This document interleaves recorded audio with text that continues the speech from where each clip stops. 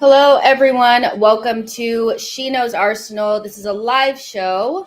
And like I always say, get in the comment section, get in the chat. Let me know how you guys are thinking and feeling. Like this video, subscribe to the channel, because we're going to talk about quite a few things on today's live show. So go ahead and get into it.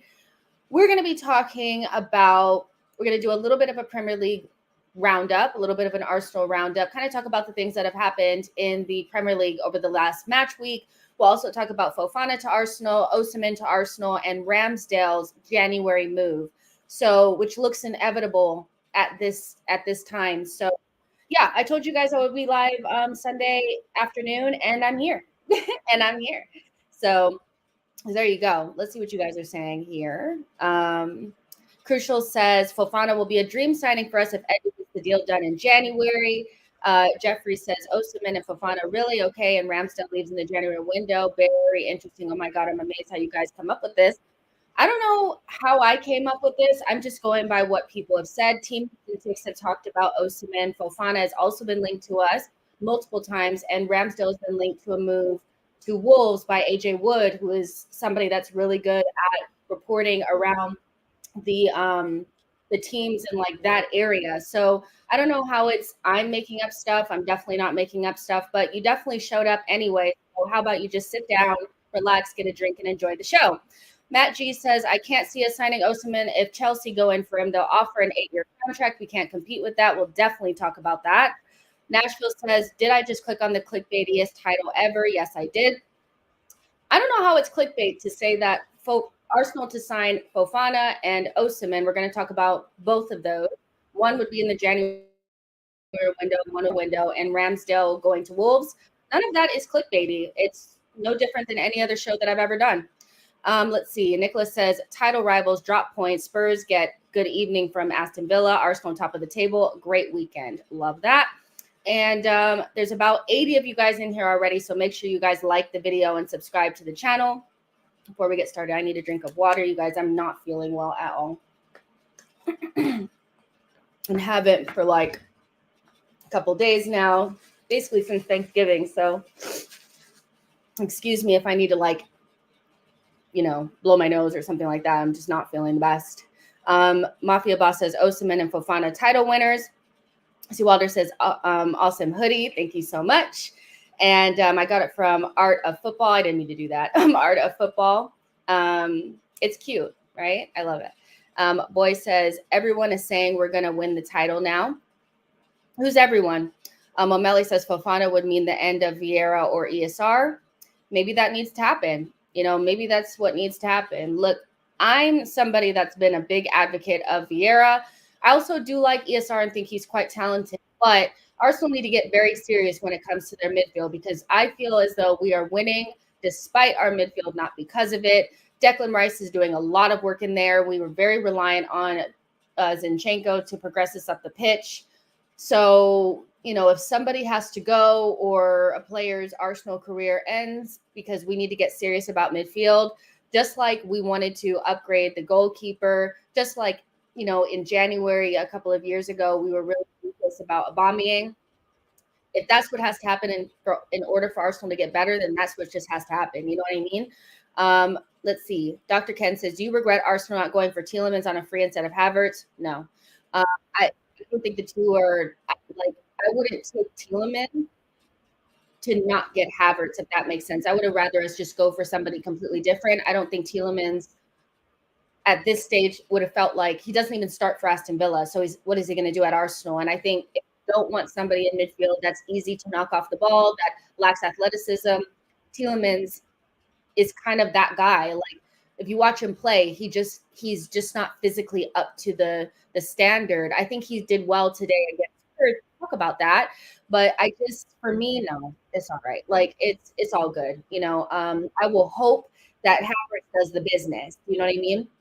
I'd rather hope for Havertz to do well than to get Tielemans at this stage. I don't think he's right. Michael says, I think once Ramsdale's dad spoke up for him, it was gone. Cross the manager. Arteta is unforgiving. Nashville says, not complaining. The clickbait game is the game. Diaz says Fofana is a good option. when will that happen in Jan? We'll get into that in just a second. Just waiting for some more people to come in. O'Malley, Douglas Luiz look great today. Very comfortable in tight spaces. Samuel says Fofana could be the last puzzle piece for this season. Crispy says not even trolling Tielemans would have had a big impact. I don't think so either. And Amon says big up Jess and chat. Let's have a new member of the channel, GPat32. Thank you so much for joining the channel and enjoy the content. Get into the chat and let me know how you are feeling as well. So let's go ahead and start off with some really positive news around Arsenal. It's not necessarily around the men's team, but I just have to speak on the Arsenal women's team really quick because they did beat West Ham women 3-0 today. If you guys are not a big Arsenal women's fan, it doesn't matter because I'm going to speak about it no matter what. So Beth Mead, who's come back from a long ACL injury layoff, got a brace, and it's her first goals since her return. And this is probably Arsenal women's most convincing win and most complete win season. They've struggled, but they're doing much better now. Arsenal struggled to score goals in the first half, and we got 3 in the first half this time. Very easy win for Arsenal women. I think they sit second in the table, which is great.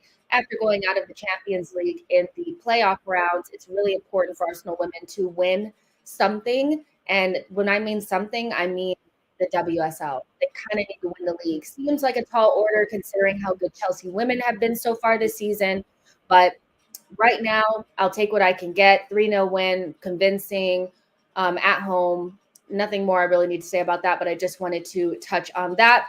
Before we get into the Premier League recap, we had a really good result go our way. Let's see. Early in the weekend, which was Man City 1, Liverpool 1. Perfect result for Arsenal. It kept Manchester City within reach, and it also kept Liverpool from progressing, which is great for us. It wasn't the best game, but I stand by what I say, that I think that the best teams, when they play against each other, it tends to be quite a close game, and the teams tend to cancel each other out. And I think Liverpool actually did a really good job not allowing Manchester City to do the things that they really want to do. I think defensively, they did a really good job. And Manchester City had a lot of bark, but no bite. They kind of didn't finish off the chances that they probably should have. There were some opportunities that Doku created, quite a few off of that side that Trent Alexander-Arnold was on, where he got into decent spaces, and it was a combination of maybe the final delivery not being good enough and his teammates not finishing off those moves. And so Haaland did get on the score sheet, so Virgil van Dijk did not pass the Haaland test. That being said, Trent Alexander-Arnold had probably the most Trent Alexander-Arnold game he could possibly have, which is get cooked all day long. I think I saw a stat today that nobody has been dribbled past more than Trent Alexander-Arnold in a single game in the Premier League than he did against Manchester City, because Doku had him on toast. But then he turned around and had a moment of brilliance in the box himself and scored the equalizing goal. So that is what Trent gives you. He just has no interest in defending whatsoever. But I think from a Liverpool perspective, if you have a player of his quality going on the other end, it's kind of worth it. And as an Arsenal fan, I think we can kind of understand that. I'm not saying that Zinchenko and Trent Alexander-Arnold are on the same level, and I don't even think they do the exact same things. But when you have a player that helps you so much offensively, you're almost willing to deal with some of the flaws defensively in order to get that, if that makes sense. So Trent had the most Trent game. The finish was fantastic. I thought Liverpool were good on the day, but I also thought that Manchester City, again, I know that they want to get going more later on in the season, and they probably will, but they definitely don't look like the team of last season. Now, I'm not going to say that they're not going to win the league. I still think they will, but we're definitely all kind of bunched up in that same 29, 28, 30 points there. So that was a really good result for us. Aman said Trent is better at inverted right back than as a midfielder. And that's one of the things that we have seen with Trent is even when he plays in midfield, he's done it a couple of times for Liverpool, and he's also done it for England, that it doesn't feel like a natural fit. You would think somebody that plays more like a midfielder would naturally play much better in midfield. But I think this is also something that comes to mind when we speak about Zinchenko. It's you know, if he's a midfielder, why can't he just play there? Now, Zinchenko is a natural midfielder, but maybe there is something to be said to, about arriving into that space rather than already being in it. Because I don't necessarily feel like I've watched Trent play in midfield and thought, yeah, this is where he needs to play long term. I still feel like he should play where he plays now, which is at right back. He's a fantastic player. I really do like Trent Alexander-Arnold. If I have to do the debate between him and Reece James, I think I prefer Reece James from a stylistic standpoint, and the fact that he can do like the center back role, the regular fullback role, the overlapping fullback role, the tucked into midfield role. He can do all of those things. The only thing is that Reece James has never fit. So two completely different styles of fullback. O'Malley says Trent is a midfielder playing right back for sure.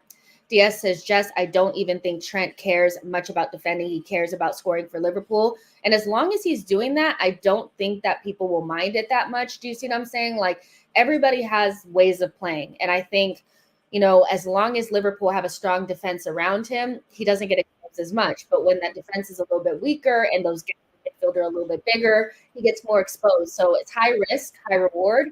But for the most part, it works for Liverpool. And it has for some years now. Here to there says KDB is kind of key. We need to get the lead while him and Stones are out. Yes, that's a big one for them. Kevin De Bruyne, like, we cannot overlook having probably one of the best midfielders in Premier League history unavailable for Manchester City right now. I think he's supposed to come back within the next month or so. So it's important for Arsenal to at least try to establish some sort of lead before he comes back. Dr. Ken says it's not helped by Salah. I mean, but that's the thing about Liverpool. We don't really play the way that we play, where our wingers are always, they're high and wide, but then in defense, everybody defends. We don't leave anybody up. Have you guys noticed that? We don't really leave anybody up. There's nobody that doesn't do the defensive thing. Like, sometimes I look at the statistics for Martinelli and Saka, and I see, like, is this a fullback? But it's because our players they all defend. And I think that's why we're a good defensive side. But if you look at Liverpool, what they do is they take a lot of risk playing out from the back. You saw Alisson, he made some mistakes playing out from the back and they were punished, but they turn those mistakes into really quick opportunities to hit you on the break. And we don't necessarily have that same ability because we don't risk leaving people forward. Everybody goes back. Everybody goes back. So Salah doesn't necessarily come back, but I think that's all a part of this master plan from Klopp. That's like, we're going to risk you not scoring and taking advantage of your situation or taking advantage of your opportunities. Then we're going to take the ball and we're going to kick it right to Salah and he's going to be open. I think it's high risk, high reward, and it works for them. O'Malley says, and he's a Scouser, so Trent gets passed by Liverpool fans. Hugo says, who will have a bigger impact when healthy, KDB or Timber? Very difficult to say, considering we didn't see a lot from Timber. I would say probably Kevin De Bruyne. I have to say that just because, like, we've seen what he can do. We may get Timber back and we may get like a marginal impact. I think it'll be more than that, but it's really difficult to say. There's not a big enough sample size to say what Timber was going to bring to us that we're missing now, if that makes sense. Nashville says, I love Arsenal, but you can't put KDB and Timber in the same sentence. Exactly. And O'Malley says, no way a goalkeeper can make mistakes. Who would have thought? Wagner says, who could these two be moving to us with the issues of FFP hanging around us currently? We'll talk about that as well. So yeah, I thought it was funny, the commentary around the goalkeeper mistakes from the back. Alisson is a world-class goalkeeper. He's one of the best goalkeepers that I think I've ever seen with my own two eyeballs. But even he makes mistakes at the back, playing out. And so I think what annoys me with commentary is that, like, everybody makes mistakes, but they pick and choose when it's okay. When it's certain teams doing it, high risk, high reward, and that's just how the modern game is played. But then when Arsenal does it, it's not in my day. It's not proper football. Your goalkeeper just needs to keep the ball out of the back of the net. And so depending on who they're talking about at the time and who's making the mistakes, they decide whether or not it's okay or not. Every goalkeeper that plays out from the back makes mistakes. High risk, high reward. I think it's more just about, like, the execution and stuff like that. And Dr. Ken says, did anyone know how Lakanga is doing this season? He's been injured for the most part for Luton Town. And I also saw that like Nuno Tavares didn't play for Nottingham Forest, and neither did Matt Turner. So those loans are not going very well. Newcastle versus Chelsea, 4-1. Hilarious match, I thought. This is kind of what I expected. I think this is why when we spoke about after the Newcastle game that it was a good thing that Arsenal were able to stifle Newcastle's creation and opportunities, is because at home, they're one of the best attacking teams in the league, if not the best. And so seeing this scoreline is not that weird to me, because it's like Newcastle are very good at scoring goals. We stopped them from scoring goals. Now, we didn't really create any opportunities ourselves, but we did a really good job defensively, and the margins didn't go in our direction. Newcastle, I don't think were like amazing, but Chelsea were diabolical on the day. It was really funny. It was just like they just didn't really look up for it. They were petulant. They made some really silly mistakes. I thought, it's funny because Thiago Silva didn't really go on international duty, but if you would have told me that he went and played in South America, I would have believed you based on the two little, like where his legs were getting caught underneath him. He was culpable for, I think, the third goal that Newcastle scored, which was directly after the second goal that they scored. It was like boom, boom, boom, boom, boom. Individual mistakes. Reece James gets, I think, a second yellow and gets sent off. He always finds a way not to play games. And so very funny result, I thought, considering that I'm just hearing a lot from Chelsea fans about how their players are this and how their players are that. Despite spending a lot of money on the players and they have high ceilings and a lot of hype around them, where was Cole Palmer? If he didn't have a penalty, we didn't hear about him. What did Sterling do? Like, what are these players doing? They're very inconsistent. And I think in general, if they're not the type of team that if things aren't going their way, they can't kind of get it together. Do you know what I mean? Like they tend to be like shell shocked a little bit. And so it's not I thought it was hilarious. I'm not going to lie. And then they had to turn around and watch Arsenal win at the very end of the game with a Havertz headed goal, which was amazing. So I love that. O'Malley says, also, thank God we got Trossard and not Mudryk. My goodness, dodged a bullet like the Matrix. Chidozi says, one realistic midfielder I think we can get in January is Coop Miners, but nobody is talking about him. Lucas says, it was an even game in the first half. Chelsea did their typical Chelsea mistakes and threw it away. Nostradamus says, Tottenham, top of the league, lasted how long? Aman said, Thiago Silva. It was just like, wow. Like, that was just, like, it was so hilarious. Like, I don't know. I just had to laugh at it. Inatan says, Dusan Vlahovic just scored a goal now against Inter. I should put that game on, by the way, like on this side. I may do it. O'Malley says, draw equals wins FC, got smashed London Cowboys. I actually love that. I love that comment so much because there's 200 of you guys in here. Make sure you guys are liking the video and getting into the chat, by the way. But they celebrate draws like wins and then get smashed. And really, like, I thought Chelsea probably would have lost to Spurs if Spurs had only lost one player on the day. I don't really think Chelsea have had like this great like resurgence or anything like that. They have some better younger players and they're doing okay, but the table really doesn't lie. They've been average. They get up for the big games, but they can't beat the smaller teams. They struggle at home. There's just a lot of problems there. So yeah, let's see. Hugo says it's an intense game. And yeah, so that was a really interesting one as well. That was hilarious. Everton, this is not right. Sorry. It's Everton 0, Manchester United 3. Nobody is more useless than Everton. Everton. How is it that at the end of the game, you have more XG than Manchester United, but you lose 3-0? It's such a United game. I'll give the credit where credit is due, as much as it hurts me to say. Garnacho scored probably the goal of the season, and that overhead kick was fantastic. It was whatever. And Maino looked good. Listen, I don't like when people do it to us, so I'm not going to do it to them. When you have good young players, that's cool. And Maino looks like a really good young player. So There you go. That's all you're going to get from me, though. Everton, you're useless. Enjoy the championship. I did not enjoy that at all. It kind of ruined my weekend a little bit. I'm not going to lie. And the last game that I did want to talk about, I didn't make a banner for it, but I'll make one real quick, is probably the game that was the most funny, which was Spurs 1, Villa 2. Listen, I knew Villa were going to win. And the reason why I knew Villa would win is because it's just the Unai Emery thing to do.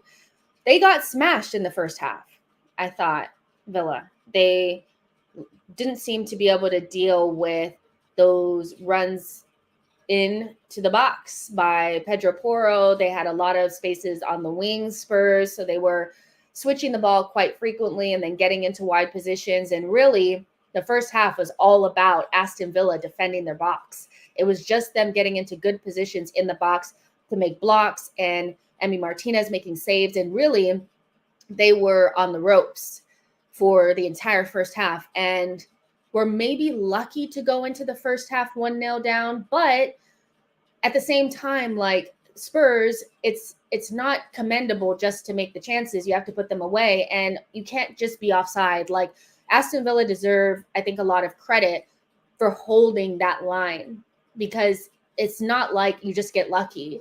They were definitely holding like a very tight line there that continuously caught Spurs offside. And Son scores a hat trick of offside goals. When Alvaro Morata did that, people called him a bum, but Son is just unlucky on the day. I'm just saying. But I think that, Villa deserve a lot of credit for not panicking after the first half went the way that it went. And they had the chances that they had, and they were clinical in those chances. I thought that in the second half, Unai Emery made a really good substitution, taking off. He took off Matty Cash, I think, and brought in he brought in Tielemans, and I think he also brought in Bailey, because Diaby really wasn't doing anything. Bringing Tielemans on gave them another person to like find those little passes into like Ollie Watkins and Bailey to get up the pitch. And I thought their counterattack was a lot better in the second half. And they scored 2 really nice goals, I thought.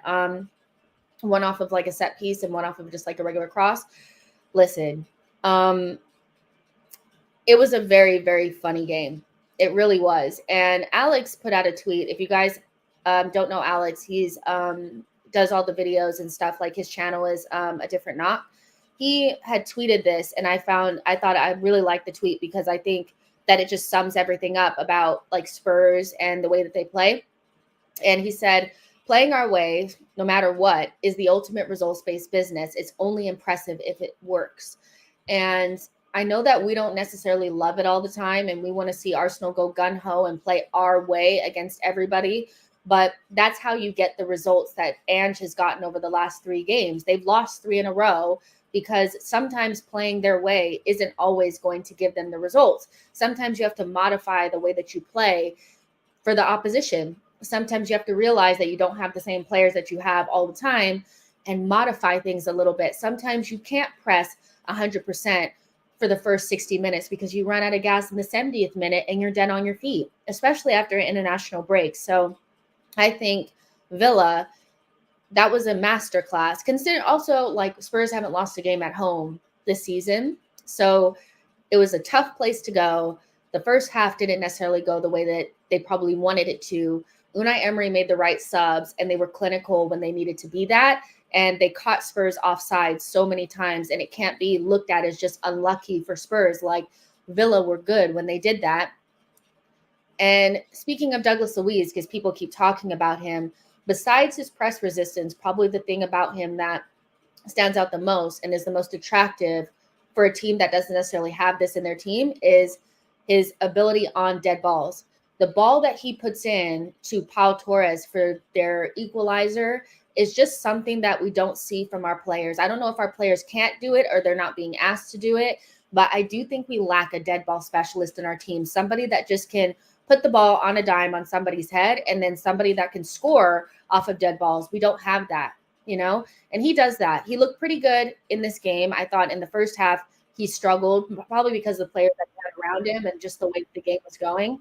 But all in all, that was a really, really funny game. And hold that. Here to there says Villa lead the league in offsides this year. Definitely deserve credit. Exactly. Like it's not just by happenstance that they were catching them offside. Like you have to be very disciplined to hold that line and trust that they're going to be called offside. And I did think it was a little weird that they couldn't get the they didn't have the ability to do the on field reviews and stuff like that. Like for some reason they couldn't get the images from Stokely Park, and it was weird that it was just for this game, but whatever. Amon says Luis is a cheat code at set pieces. I agree with that. Hugo says haven't seen a ball cross like that since Beckham. It was a really good ball. Winning Ways says Mbomo for Brentford should come too. Dominic says tell Terry to stop having Leon. We need him off YouTube. Probably not going to happen. C. Wilder says Spurs are plush penthouse on top of a crumbling wreck of a building. Philip says quick, like if you want to help out the channel. Exactly, you guys smash the likes. Aman says I knew Villa would win. I felt it as well. I don't think it was that hard to I don't think it's so hard to see how they would win that game. I think Villa are in the table by merit, like because they're a very good side. They have good depth. They're also playing in Europe. They're doing a good job, and Unai Emery is a good coach. So they're there by merit. So it wasn't that big of a surprise to me that they would figure out a way to get something out of that game. And I think that they were really, really good. I do. Being says Konsa came on for cash. All I know is that Tielemans and Bailey came on, and those two changed the game. So if it was Konsa that came on for cash, fair enough. Winning Way says Kulusevski is cold, and GPAT says Kulusevski is so bad. So, that's the difference. I don't necessarily rate Kulusevski that high anymore. I think he's just a good winger. Like he's nothing particularly special, in my opinion. Winning Way says Mbomo should come to Arsenal in the summer, can play right wing and strike strong and good agility is a real problem. He had 6 goals and 2 assists in 13 games. I really like Mbomo. I do. Everybody that knows me knows that if we start talking about like outside top 6 ballers, like players that I have like I like, Mbomo's one of them. But I have somebody that I like more. And I told my friend this the other day, and they didn't completely shut me down for it. But watching Nottingham Forest play against Brighton, the player that actually stood out to me the most was Morgan Gibbs-White. I would take him at Arsenal in a heartbeat. I really would. Young, captaining Nottingham Forest, best player on the team. That's like an Arsenal signing for me. Best player, captain, English, get him here. I really like him a lot. So you start talking about outside of the top 6 ballers. Love Morgan Gibbs-White. Olise has also scored a wonder goal this weekend. Fantastic player. Bomo I would take as well. Just on my like non-top 6, if I had to like just bring a couple of players in, I like all of them. Tielemans came on for Diaby, and Leon Bailey came on for Matty Cash as Reconsa started. O'Malley says Mbomo may not operate well with no space in behind to run. This is a good point. P-Way says Brentford won't even sell Mbomo. Forget it. Gunnar Jake says, question, what's his position? Who? If you're talking about Morgan Gibbs-White, he's like a number 10. Hugo says Gibbs-White has potential but needs more consistency. Yeah, he's not perfect. Aman says Neto. Here to there says Eze and Olise. Winning Wes says Olise would be a good backup for Saka. And Morgan Gibbs-White is like a number 10. But I really like him. He's not perfect, but he's only like 21, so he can get better from here. So yeah. See, Walter says, who's that Chelsea youngster right wing? Can't remember or pronounce his name. I'd like him. Noni Madueke? Maybe him. So yeah. Winning Way says, Morgan Gibbs-White, what do you like about his game? Watch him and you'll see. I like his impetus. I like that he's always getting on the ball. He doesn't hide. He's not weak on the ball either. So he's not somebody that's just going to he can be creative without needing a lot of protection. If that makes sense. He's just a really good player. If you watch him, to me, he passes the eye test. But he's not the type of player that like Arsenal fans would like because he's not exotic. So that's fine. But yeah, there's 250 of you guys in here, which is crazy. So make sure you guys like this video, subscribe to the channel. And we are going to go ahead and get into the actual things that you're going to talk about, which is Arsenal and transfers and all that kind of stuff. So we'll get into all of that. Something that I want to bring up, though, is that I saw this this picture online, and I want to pull it up because I think that it's significant. Actually, I don't even think I'd really need to pull it up. I think if you guys just listen, I can just tell you what it says. So it says a different Arsenal. And I think we spoke about this a lot after our game, is sitting top of the league, it's hard to complain. But when we watch ourselves attacking, I think we have questions and like, are we scoring enough goals? Are we creating enough chances? And should we even be complaining? Because look at our defensive record. So Arsenal's attack, this is per Premier League game. For goals scored last season, 2.3 goals per game. This season, it's 2.1 goals per game. So that's only like 0.2 difference. So again, goals scored last season, 2.3. Goals this season, 2.1. Shots last season per game, 15.6. Shots per game this season, 14.5. That's not a huge difference, but that's like what, one less shot? Shots on target, 5.4 last season per game, 5.2 this season per game. So, I mean, that's 0.2 difference. Expected goals per game last season, 1.9. Expected goals per game this season, 1.8. That is not that big of a difference. It's not, is it? Is it? Is that a big difference to you guys? Seriously, because I thought it was a lot different. It feels different. That's the thing, is it feels really different. But when you really look at it, it's not. And so, and I'll read you guys the defensive stuff right now, because that's where the difference really is. But if I told you guys that the difference was like 0.2, would you guys have believed me? Because the way that we speak about our team right now and how they score goals and how little they score goals, you would think it's like way worse than this, right? I'll try to pull it up on here so you guys can see it, because I know you guys are like, what numbers are you guys talking about? What are you talking about, Jess? You don't make any sense. Here we go. You guys see that? Yeah, you guys can see it. So this will make it easier for you guys to actually see it. But that's not that big of a difference, you guys. Again, like, are we right to complain? Should we be complaining right now? That's not that big of a difference. 0.2 difference in goals scored. 0.1, like in expected goals, right? The shots are one less shot a game, but the shots on target are pretty much the same. So like, is it the aesthetically we're not as pleasing? Like aesthetically it's not as pleasing, or is it actually that we're not as good of an attacking side? Or is it that certain players are carrying us, like Saka per se, or scoring off of set pieces? Is that a big deal? If teams are poor at defending set pieces and we score 2 or 3 goals off of set pieces, does that mean that we're a bad attacking side, or does it mean that we're exploiting the opposition's weak points? What do you guys think?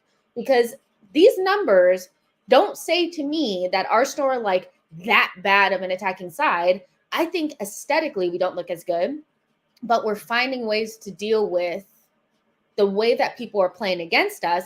Do we still need some improvements? Probably. But I have some thoughts on this that also connect to the conversation around the striker and how that can really benefit us if we're going to continue to have to play this way based on how other teams play against us. Hugo says, I think we are figuring out how to win games if teams sit back. Here to there says, we need to create more and open play. Here to there says, I just don't think we can maintain this highest set piece and PK goals by such a margin over 38 games. Okay.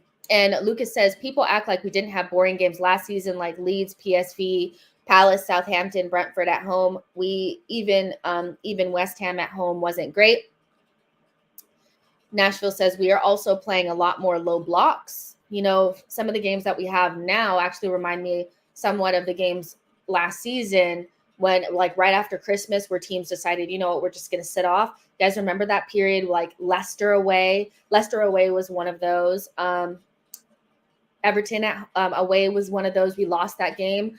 So it's not like we haven't seen some of these performances before. It's just, I think almost every single team has decided that we're not going to play against Arsenal. We're just going to sit in these deep blocks.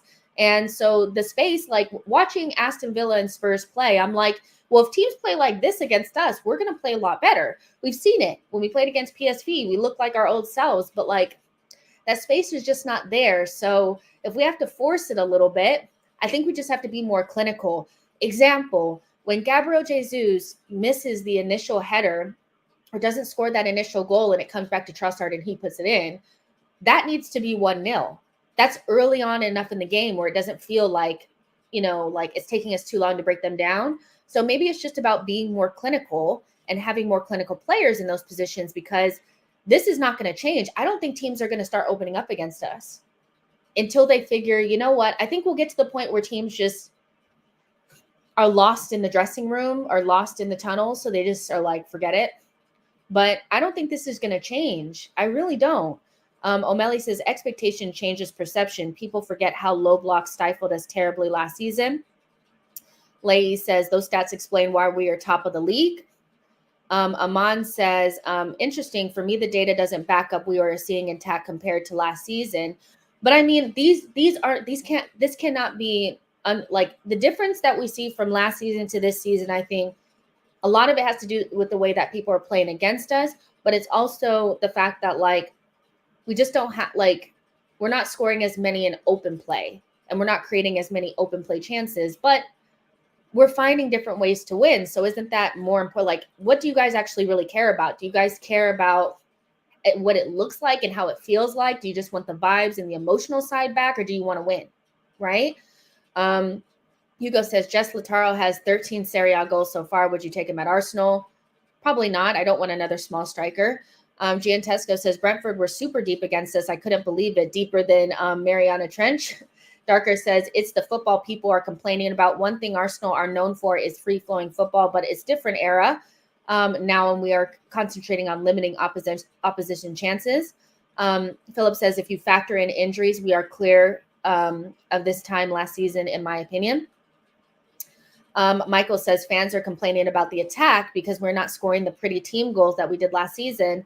Our defense has improved way more than our attack fell off. I'll tell you one thing is I think that like what we're going to see in the Premier League is Arsenal play boring football. And then when we play in midweek, we'll look like ourselves.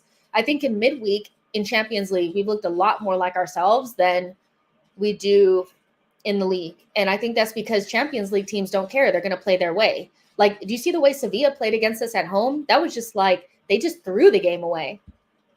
They threw it away. Really, we should have scored way more in that game, but we scored 2. And we pretty much were like, okay, fine. Like, we're done now. But, I mean, in Champions League, we feel more like us. It feels more open, but there's more space. In the Premier League, it's just about get the job done, you know? Gunnar says, I think it's hard to play bad and still win, but I'd rather win rough than not win at all. Steve Walder says, bear in mind that Partey makes a big difference on how the attack looks. Here to there says, facing low blocks is the new normal, but like to see a greater emphasis on urgency and getting earlier goals to change the game state. And again, if Gabriel Jesus puts that goal away, I think the game is pretty much done. But you need to be efficient and clinical. Like, do you guys remember, was it against first couple of minutes of the game against Burnley? The ball comes to Kai Havertz, I think. I may be getting this mixed up, but did the ball not come to Kai Havertz in the first couple of minutes of that game? You guys will let me know. And he doesn't put it in the back of the net. We need to put those away. If you put those away in those first couple of minutes of the game, it's over already. You know what I'm saying? Always Granite can recreate those numbers again. Obviously, Granite is gone now. Nelly having like 1-14. Yeah, Martinelli is not in goal scoring form yet. Here to there says, yeah, Havertz had a free header. So we have these chances early on in the game. You just have to put them away. So being clinical is going to be important. Yeah, it was like 1 minute in. So when you think about the Jesus chance and you think about the Havertz chance, what kind of player do you think that we could bring in that changes that from being a chance missed to a chance made and a 1-0 in the first couple of minutes of the game? I think the answer is pretty obvious. P-Way says Arsenal attacking players to learn how to take chances. And Kurt says, seems to me that this was the second game that Arteta sent Havertz in as a sub with the designed play in mind, and it worked this season. So let's talk about the defense, though, because this is going to lead me to my final point, which I think is the most important point, is that our defense is so freaking good. It's disgusting, you guys. Goals conceded last season, 1.1 a game, 0.8 per game this season. Shots faced, 9 per game, 8.5 this season. Shots on target faced last season, 3.6. Shots on target faced per game this season, 2.5. Expected goals against, 1.1. And this season it's 0.8. So that's good. You know, we have figured out a way to be more defensively sound. And so, and those margins make a difference. And the reason why I say that is because when you do the math, I'm not a very good mathematician, but when you do the math, Arsenal are on pace to score about, let's say, 3.8 less goals, but we're also set to concede 11 less goals. And why is that significant? The reason why that's significant is because, stick with me, since 2003, 2004, the Premier League champions have scored an average of 85 goals. Last year, Arsenal scored 88, right? Since 2003, 2004, the Premier League champions have conceded an average of 29 goals, and Arsenal conceded 43.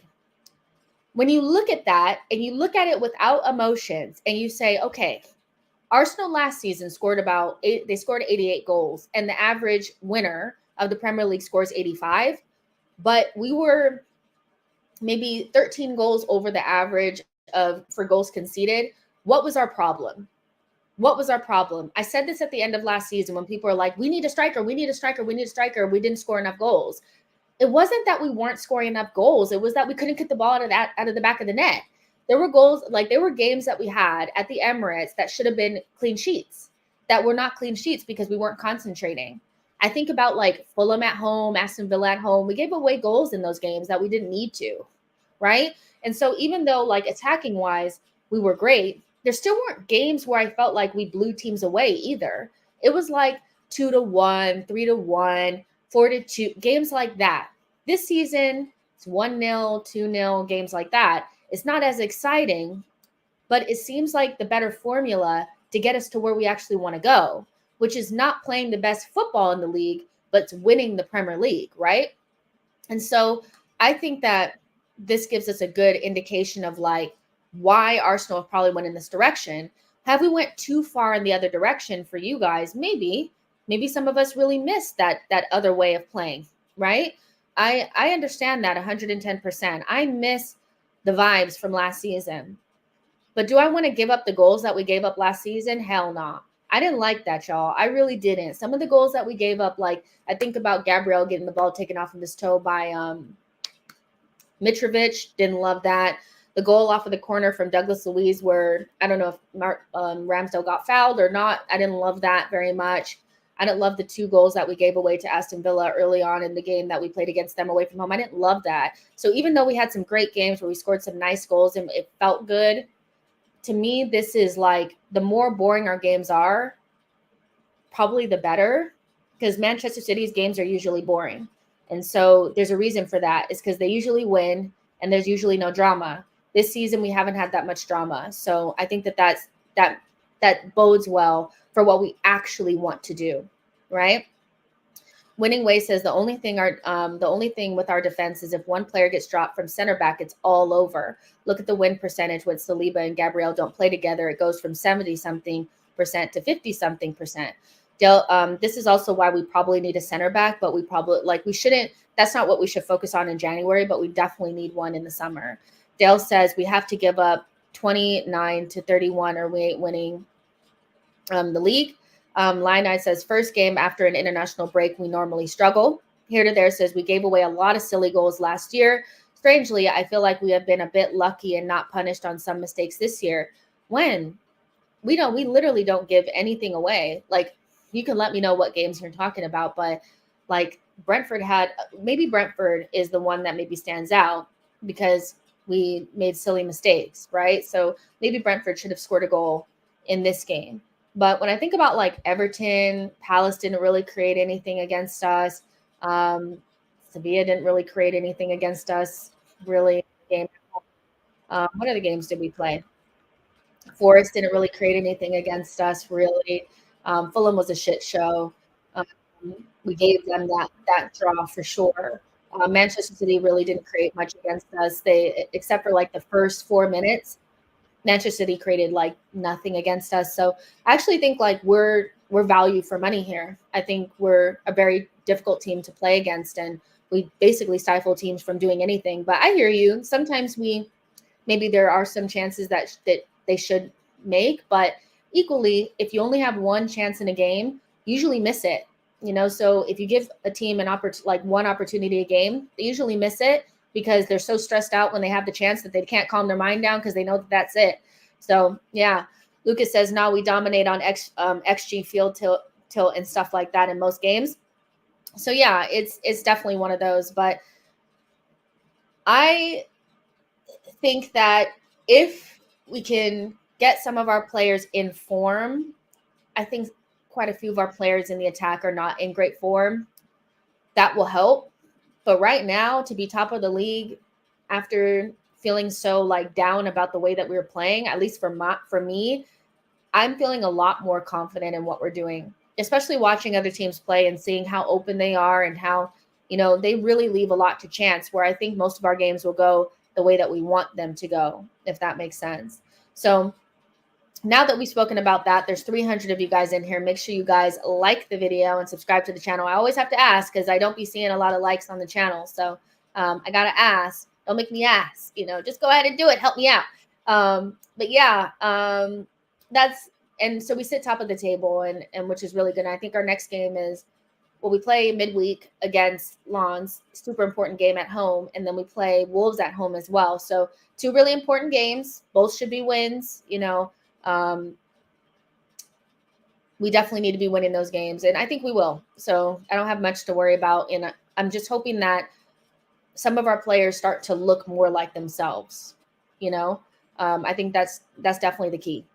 And so now we're going to start talking about transfers. So I know this is what you guys really came for, but I had to get you guys here. Everybody's saying it's clickbait, so I got you guys here. So at least slap the likes, like Hugo is saying.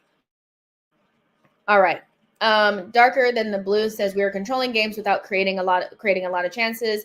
This hurts us against Newcastle. I'd like Arteta to ask this team to cross the ball more from both sides, more like we did yesterday. I like this point, because one of the things that stands out to me is that if teams are not going to change the way that they play against us and we have to play against more deep blocks, the only way that we're going to be more clinical is if we have more clinical forwards. And so one of the things that we can do is have a better striker. I love Gabriel Jesus, and I will defend him like my life depends on it.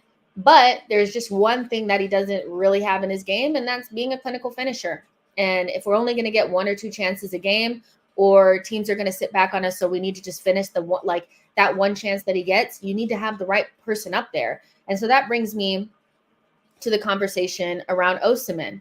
Now, this is one that I've said that I haven't really wanted to speak on that much, because I haven't felt like there's been that good of a link. I felt as though we were kind of making it up quite a bit, but Team News and Ticks has spoken about this after one of the In the Knows has spoken about it, that has been quite on the money lately. And this is basically what he said about Victor Osimhen. He said that Victor Osimhen is Mikel Arteta's first choice, and no movement is expected for Arsenal in the center forward market until his future is decided. Remember that Osimhen has to kind of decide whether or not he wants to sign that new deal. I think a new deal at Napoli has been on the cards for quite a long time, and Osimhen will decide between Arsenal and Chelsea. And Team News and Tick said this is true. Not sure about him deciding between us and Chelsea, although that's logical. and the rest will definitely be correct. So there is something there. And if Arteta wanted to get the best striker on the market, then Osimhen is definitely that. We've spoken about this so many times, is that like there's certain players that will be good in the future that are probably players that you want to bring in and then you develop, like your Seskos or your Evan Fergusons. These guys, they don't necessarily move the needle right now, but they can in the future. Then you have somebody like Tony that lifts your floor but doesn't lift your ceiling. And then you have Osimhen that just completely changes the trajectory of everything and makes you into probably the one, like top 3 sides on the planet. Like he's that type of player. He changes everything, kind of like Declan Rice, but in a different way, right? And so I didn't really want to talk about Osimhen until there was a little bit of a link there, and there seems to be a little bit of something. And teams are, I think, probably deciding whether or not they want to spend a huge chunk of money on a player that only lifts their floor but doesn't necessarily make them that much better in the long run, or if they want to go for the best option on the market, which is Osimhen, and just go ahead and spend the money, right? Teams News and Ticks also says they must know a rough price and be willing to pay this to be involved, but it does seem unlikely we would pay 150 million for somebody. So the fee is a big one. There's people saying that Napoli would want about 150 million, which is silly money. And De Laurentiis is very difficult to deal with. When we talk about, like, I would like to see a boxing match between De Laurentiis and Tony Bloom and a loss from Lyon, because these are like the most difficult guys to deal with when it comes to buying players. So that's not going to be easy at all, especially if they want to keep him. So I don't even think him being on like 1 year left on his deal is going to be that big of a deal, considering the fact that there are going to be multiple teams interested in him probably. And the most likely teams to be interested in his signature will both be for the Premier League. So, and have also spent 100 million plus on players in the last window. So I don't think Napoli are going to sit there and be like, well, he's on 1 year left on his deal, so we're not going to ask for top dollar. It's going to be very expensive. But if there's ever going to be if there's a striker that I think that you should spend 100 million plus on, it's this one. It's this one. This is the one that you spend 100 and something million on. And that's probably the only thing you do. But hey, you spent the whole transfer budget on this one player, but he's so good and it future proofs you for so long, right? Arsenal probably need a striker like this, but again, timing is key. Can Arsenal fend off Chelsea? Like, I know Chelsea are not in a great position right now, but that's like his dream club. So if Chelsea finish 8th, 9th, but it's his dream club, is he going to come to Arsenal? I don't know. So can Arsenal afford it? Chelsea definitely can. So there's a bunch of different things here that make it difficult to see or make it obvious where he would go. But if Arsenal are going to get in the mix for a 100 million pound striker, this is the one that they should do it for. And I do think that they should try to get him. I don't think they should just not try because they feel like Chelsea might get him. There was a time where I remember Chelsea fans were saying that we had no chance with Declan Rice because he was going to come to Chelsea because he was a Chelsea fan. He was a Chelsea boy. And it never happened because players change their minds all the time. So it's about the project, the trajectory of the clubs. I think sometimes loving a club also has something to do with it, and who can pay the fee.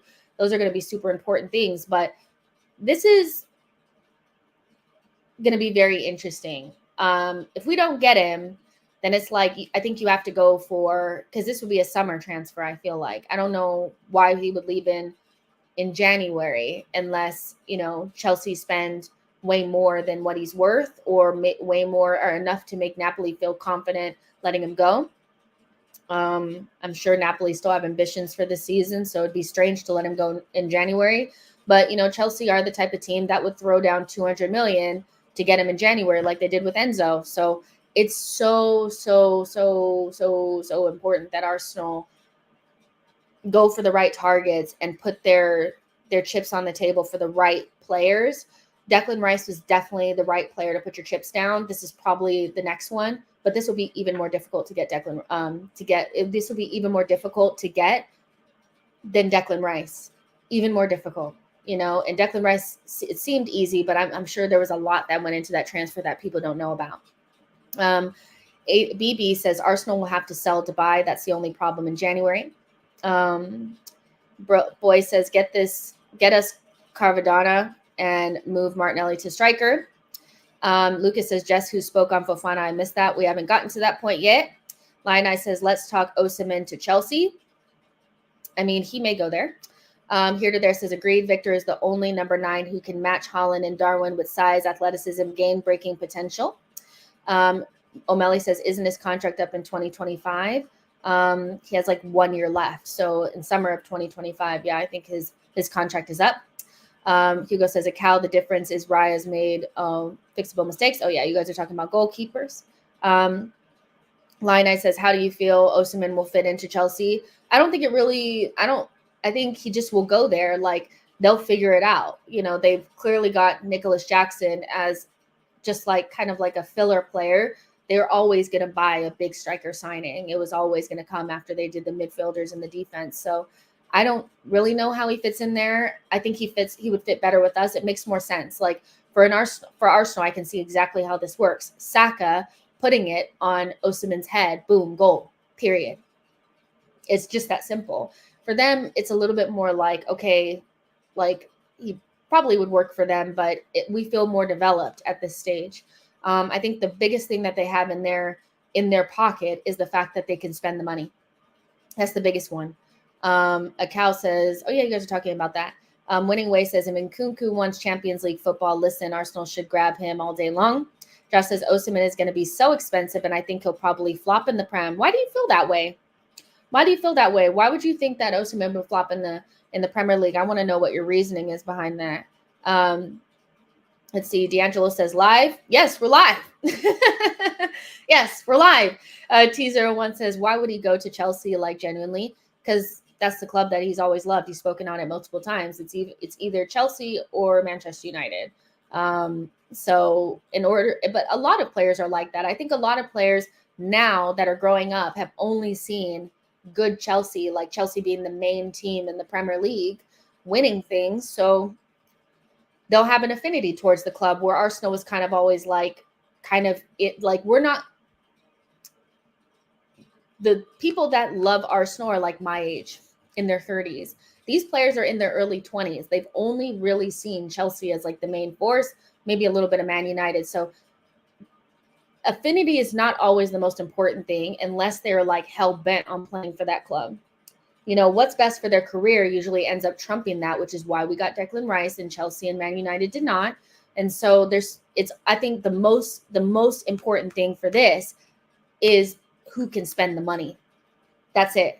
Who can spend the money? Arsenal are going to have to sell in order to bring in Osimhen, but I would imagine if this is their number one choice and they want to buy somebody, that they know how they're going to get the money. Dahar Gunner says Osimhen will not flop. He's another Haaland. Yeah, I don't think he'll flop. Cool hand. Luke says, I wish we had kept Balogun.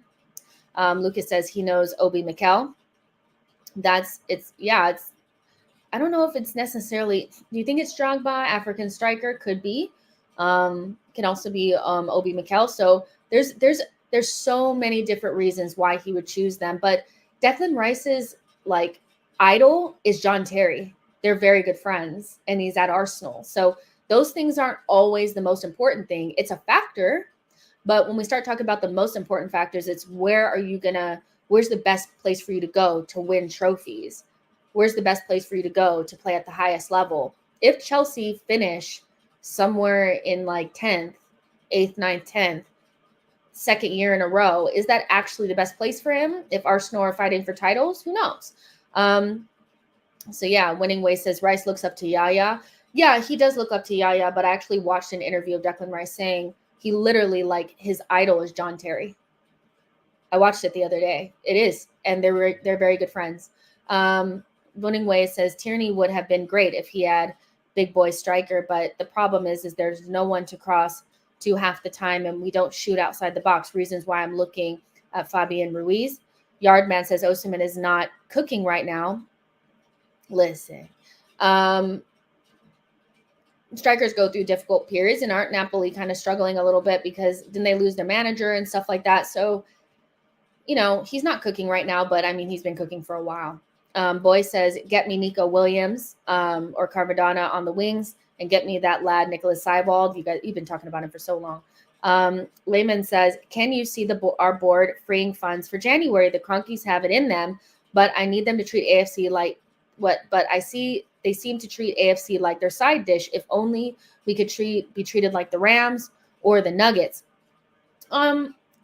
In January, I'm not sure. I'm not necessarily sure what we have in January. I would imagine that we have what we usually have, which is about 50 million. So I don't think Osimhen is a January signing. Now, if Chelsea decide to pull the trigger in January and slap down 150 million, they might get him in January if Napoli are willing to do the business. I don't think they will, though. It's a possibility, but I think it's unlikely. This is a summer signing, so Arsenal would have time to kind of like move players around. They would probably have already sold maybe one or two. I think at least 2 players will go in January for Arsenal. We'll talk about that in a second as well. So that's more of a summer signing. In January, I do think Arsenal need to go out there and get a midfielder. That is where the money should be spent. Yeah, will we still be not as clinical? But again, we are on track for about the same amount of goals that we had last season. But I think we need to make sure that if Thomas Partey is unable to come back, that we have somebody that we can rely upon, right? So we're not running Declan Rice into the ground. Boy says, I think we only have 20 million left to spend in January. If we sell Ramsdale and ESR Vieira, then that changes drastically. O'Malley says midfielder and center back are more important in Jan. Here to there says Osimhen is just out with a hamstring injury. He'll be back soon. And let's see, I saw something else. Hightower says a lot of Africans are Chelsea fans, recent history. I can see that as well. BB says, no, we need a gunman striker. Jesus doesn't score enough and Eddie isn't good enough. We're talking about priority, though. Here's the thing. It's like people, I still think that we think emotionally about everything. I think if you really think about where our struggles lie, it's in midfield, not necessarily in attack, not necessarily in attack only. The players that we're calling not clinical, crap, whatever, scored 40 goals last season by themselves. Jesus, Saka, Martinelli, 40 goals, right? So we do spread the goals around and we rely on set pieces and things like that, which is not a bad thing. It's a good thing that we have other ways to score goals. But if something were to happen to Declan Rice, we are toast, you guys. Let's have a little conversation. If something happens to Declan Rice, pack it up. Pack it up, pack it up, pack it up. It's done. It's finished. I won't even watch the rest of the season. It's over. So we need to make sure that we're not running this kid into the ground. Right now, he's doing like 2 roles in midfield.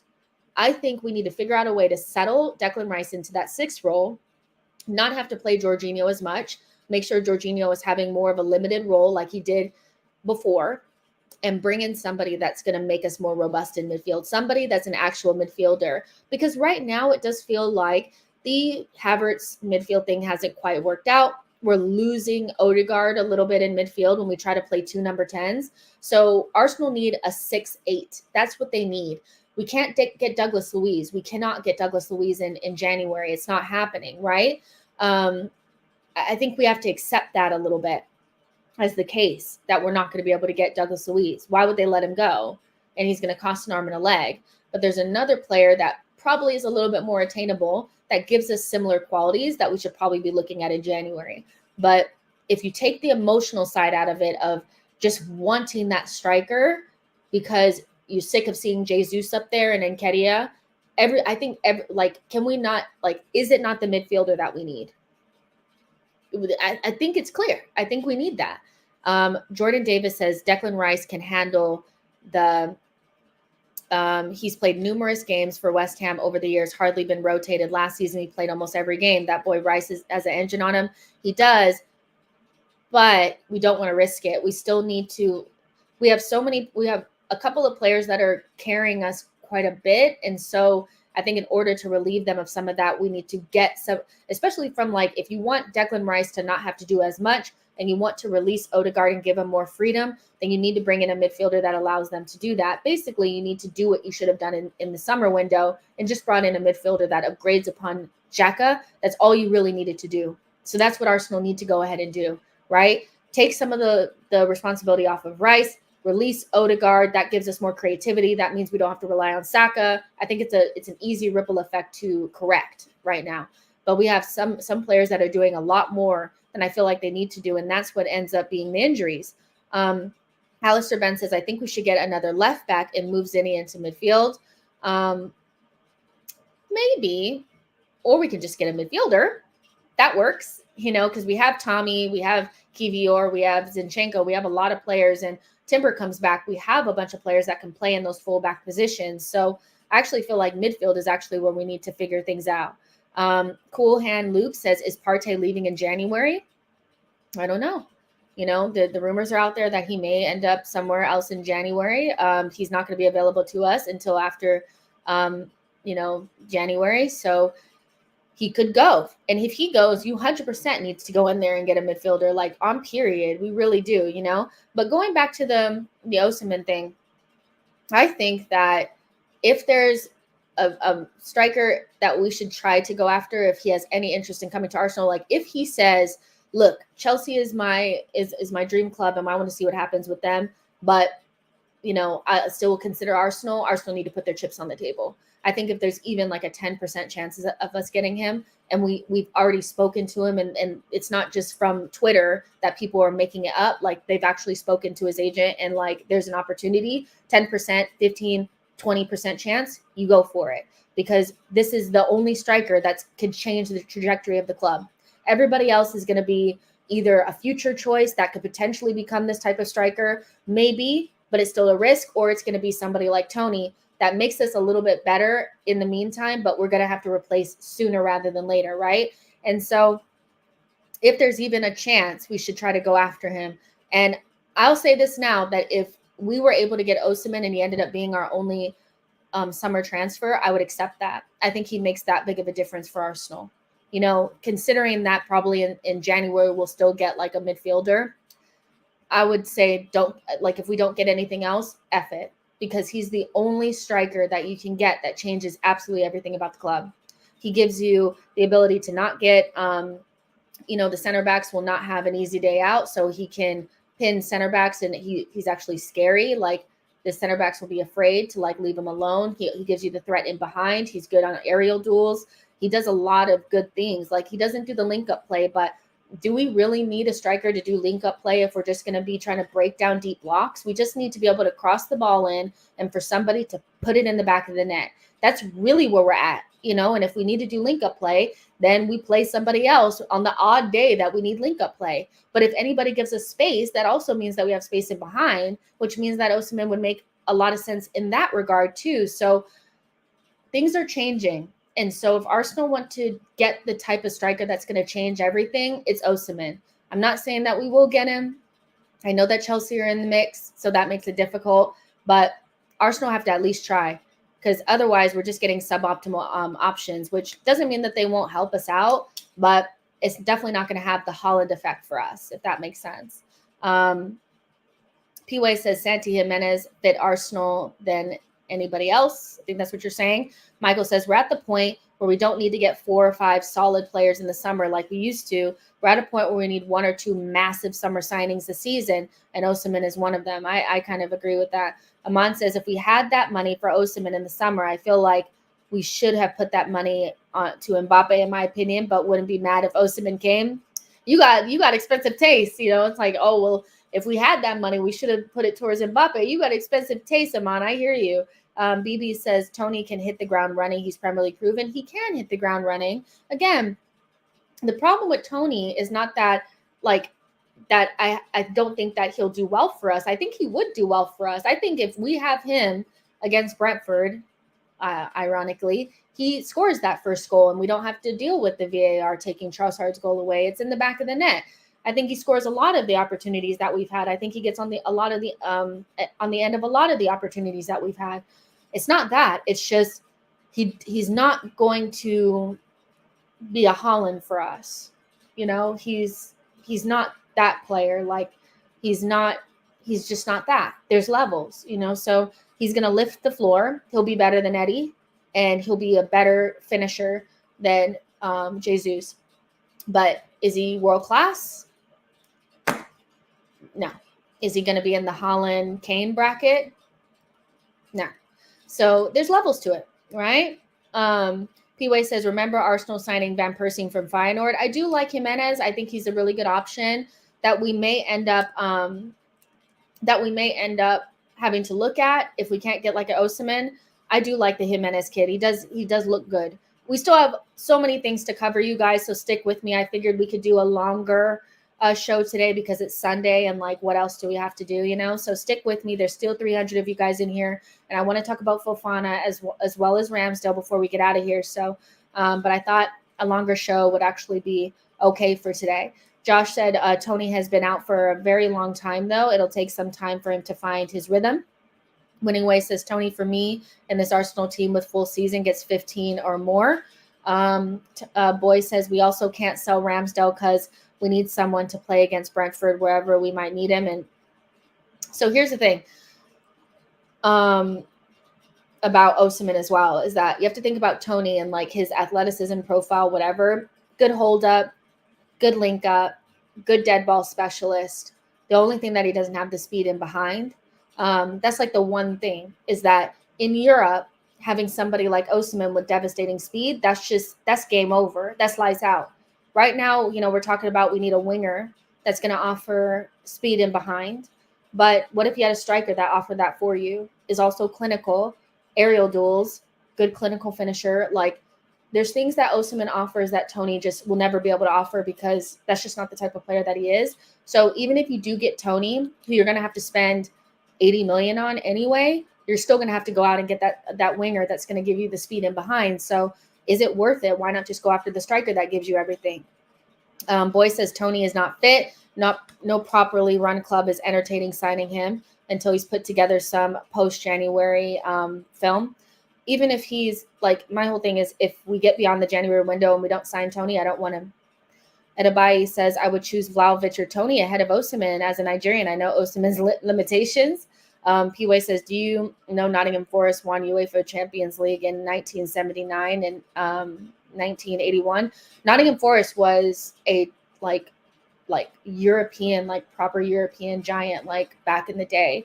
I don't think people know this about Forest, but like also we have a really interesting history with Forest, with them giving us their kits after I think it was like a war. They gave us their kits, and then that's why we were red and white. So we have an interesting history with Nottingham Forest. But Nottingham Forest were a big club back in the day. Like they were not always this like small minnow. They're a massive club. Alistair says Tony is better than Eddie, but not enough for an improvement on Jesus for me. And Zahid says, what's the brief version of the news, guys? I can't do a brief version. We're talking. We're having you need to get a drink, sit down, and chill and watch the show. We can't do a summary because it's too long to do a summary. Cameron says Arteta destroys strikers. No strikers do well under Arteta. Aman says OC's injury record ain't that good. I looked at that as well. His injury record is not amazing, but I don't think there are any like repeat injuries. I think it's more like unlucky, but are the injuries enough to not buy the world-class striker? I don't know. I think this is the type of striker that you look at it and you're like, if he's not injury prone and these are more unlucky injuries, that you still go after him. Zahid says, no, the source of the news the source of the Osimhen news is actually like a Team News and Ticks has spoken about it. So if you guys don't know who Team News and Ticks is, they have a lot of sources in the game and they tend to leak team news, but they also leak some transfer news, and they've been pretty spot on with us for a while now. So this is not like some random like Dobby guy. Like this guy has like the real sources, and he kind of like co-signed Mo Arsenal 89, 98, saying that Tony was Arteta's number one, or not Tony, Osimhen is Arteta's number one choice. And Arsenal want to bring Osimhen in. It's going to be between Chelsea and Arsenal. So yeah, Arsenal says Pinnock is 30. Why would we want him? I like Pinnock. I wouldn't want him at Arsenal though. Boy says if we're talking about spending 80 million, then get Carvadona and move Martinelli to striker. At a push, we can transform the club's fortunes for the next decade with the right move. C. Wilder says basically a phone hacker. Damn. T01 says Haaland had injury worries at Dortmund as well. That's what I'm saying. Like, there's certain types of players that, you know, if it's not double ACLs or anything like that, you'll kind of take the risk, won't you? Osimhen is one of those. So let's talk about Fofana, though. You guys know this is my guy. This is my player. This is the one that I would like for us to bring this person in. I like him a lot. I like him a lot. He's really good. And if you guys don't know who Youssouf Fofana is, he plays for Monaco, and he absolutely ran us over in the Emirates Cup. I was at that game and I was like, damn, he's good. He's really good, right?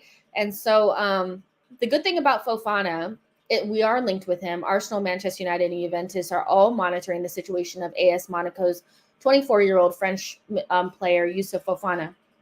The reason why I like defenders and midfielders from League One is because they tend to be able to get up to the speed of like the speed and the athleticism and like the physicality of the Premier League. Everything beyond that, the strikers and stuff like that, that's a whole nother conversation. But in terms of like the midfielders, defensive midfielders and center backs, they can do it. It's fine, right? And so he's 24 years old, so he's not a child. He plays for the French international team, which is not an easy team to get into.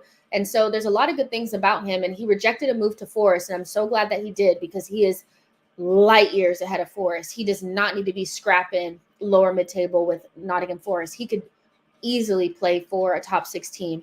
And he should be playing for Arsenal. He has 18 months left on his deal. Great physical profile. He can be like a box-to-box 6, a box-to-box 8, or somewhat of like a 6, like a double pivot. He has that ability to progress the ball. Like, one of his better strengths is his progressive carries and also his progressive passes. So something that people have been talking about a lot is we're not able to pass the ball in between the lines, and we're not passing forward at like a quick rate. He's somebody that he's not as good of a passer as Thomas Partey. Newsflash, there's very few players on this planet that can do the exact same things as Thomas Partey. Is a unicorn. So we're never going to be able to find a profile or a player that's exactly like him, but we can find players that have pieces of what he does and add that to Declan Rice and create a balanced midfield. And so if you get somebody like Fofana in who can carry the ball, I do think that he'll take away, like, he'll give us back what we lost a little bit from Thomas Partey, and also what we probably would have had with Timber. Timber's best strengths were his progressive carries and his progressive passes. That's what he did the best. And Fofana has that. And we need that in midfield, because Timber is not there and Thomas Partey is not fit enough. And what do you think he's going to cost? Like 30 million, something like that? To me, if we have a good rapport and a good relationship with Monaco, which we're said to have, we should be asking for him in January on loan with an obligation to buy on period. This is the player that we should be looking at. We're not getting Douglas Luiz. And I get Douglas Luiz has some other things that make him probably more attractive than Fofana. The dead ball thing is probably the biggest one for me, is his dead ball, like, delivery. Douglas Luiz is very, very good. But we can't just not get a midfielder because we can't get Douglas Luiz, right? 30 million, like, obligation to buy for a player that definitely upgrades you in midfield and gives you balance, for me, is worth it. Like, is definitely worth it, right? And so this is a player that Arsenal should probably be looking at and asking for. If he just tells Monaco, I'm not signing a new deal, that makes it so much easier, because, like, listen, he's not going to sign a new deal and you don't want to lose him for free. The only thing is that I think Monaco are playing really well right now in the French league. So what's the likelihood of them giving him up? I'm not sure. Let's look at the standings now. But if Arsenal slap the money down, or they just are serious and say we want him and make him agitate for a move, we could probably get him. You know, other teams do it all the time.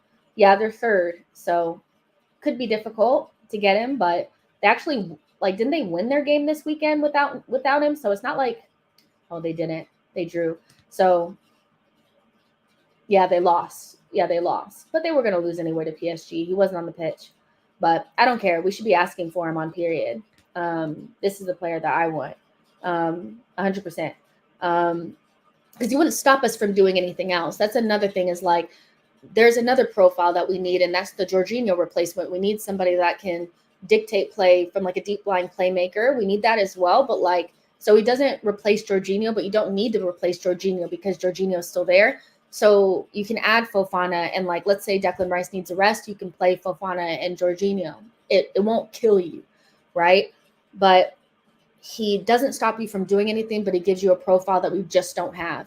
When we played against Spurs and we lost Declan Rice halfway through the game, like when we say like we had no physicality whatsoever in that midfield and they started running us over, that was like a nightmare. And so we don't want that to happen. We already got a taste of what life is like without Rice, and it's not fun. So I would love to bring in Fofana. If we have a good rapport with them, we should be asking for him in January. Loan with an obligation to buy.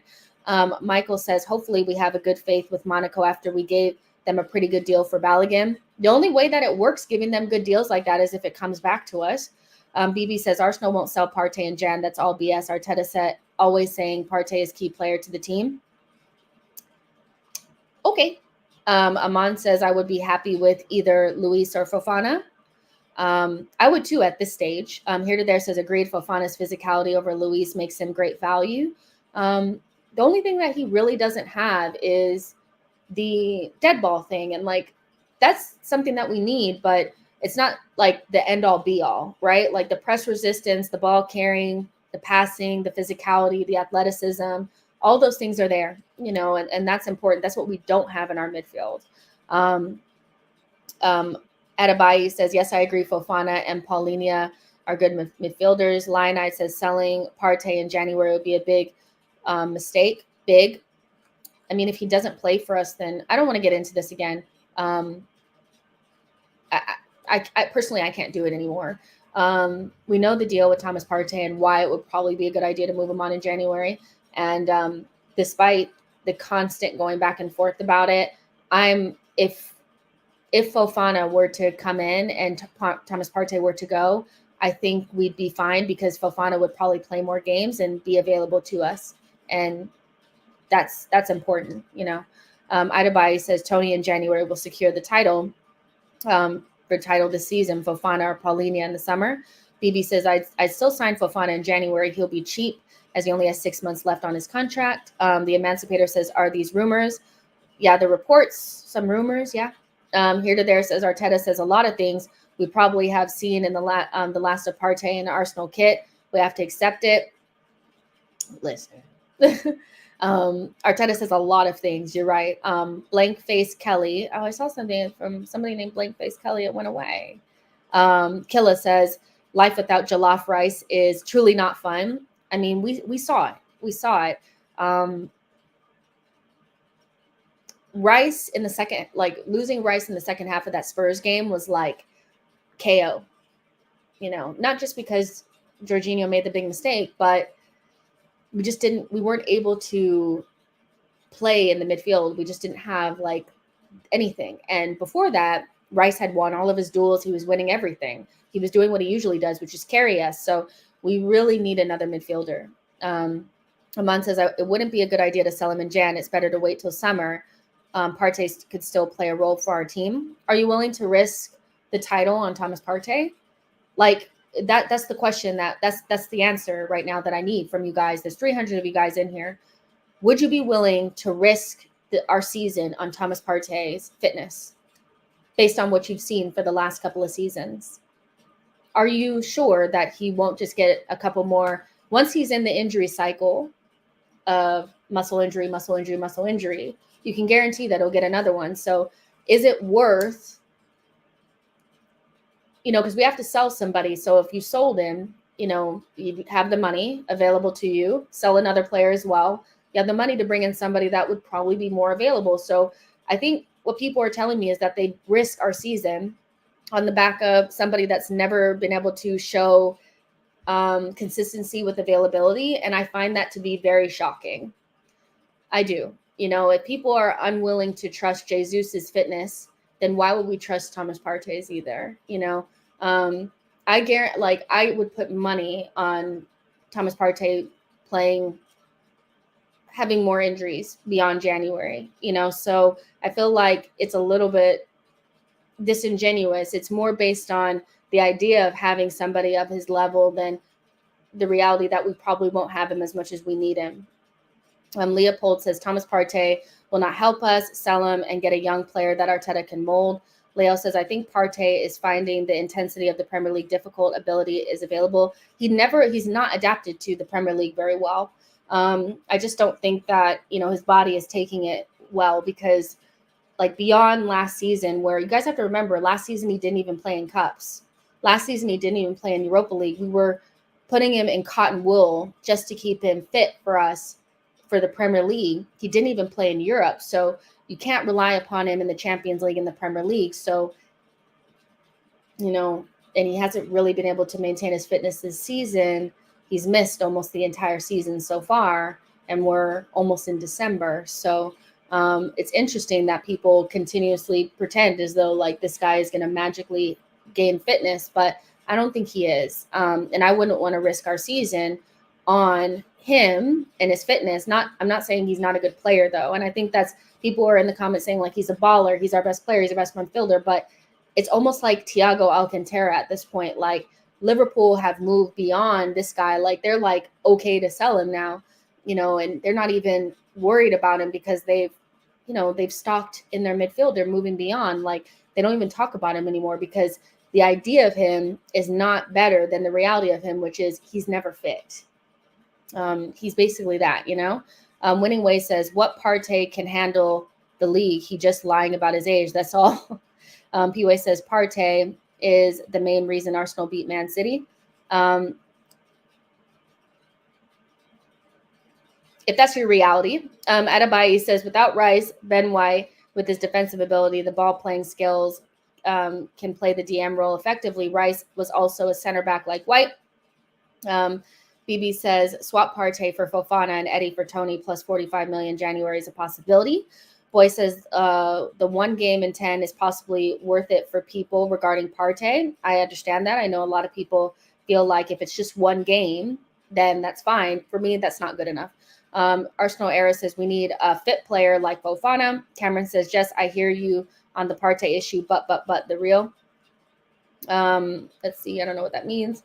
So yeah, like I think Fofana would be a really good option if we can't bring in Douglas Luiz, because if that's the type of player that you want somebody that's press resistant, a 6/8 type of player. Basically what we lost in Xhaka, but more press resistant. Then these players would make a lot of sense. Younger, I don't think we should just hold on to Partey because we can't find anybody that's just as good as him. You won't find a unicorn like Thomas Partey. Like he's so unique. You'll never find another player like him, but that doesn't mean we can't progress without him. It's just, we have one of the best off the ball, like defensive DMs in the league. In Europe, we do in Declan Rice. So we just have to create a balanced midfield. We don't have to replace all of Thomas Partey and what he gives us. We have to get a balanced midfield. That's more the importance. I think people are really caught up in like, well, we need another unicorn like Thomas Partey. If we don't get that, then it's worth him playing 1 or 2 games a season. To me, that's not it.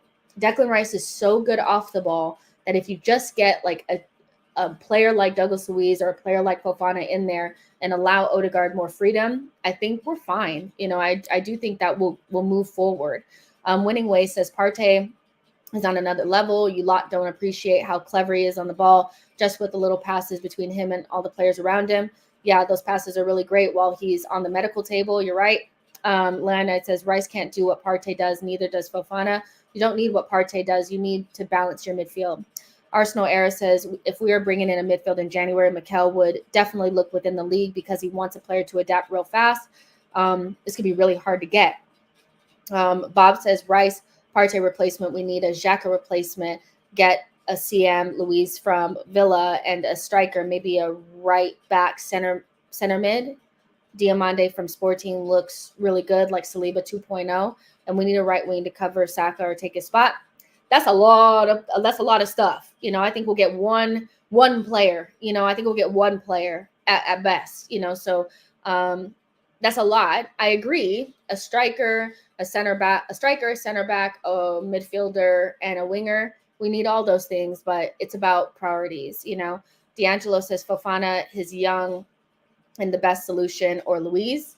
Santino says, just watch Fofana play league and the last 2 international breaks.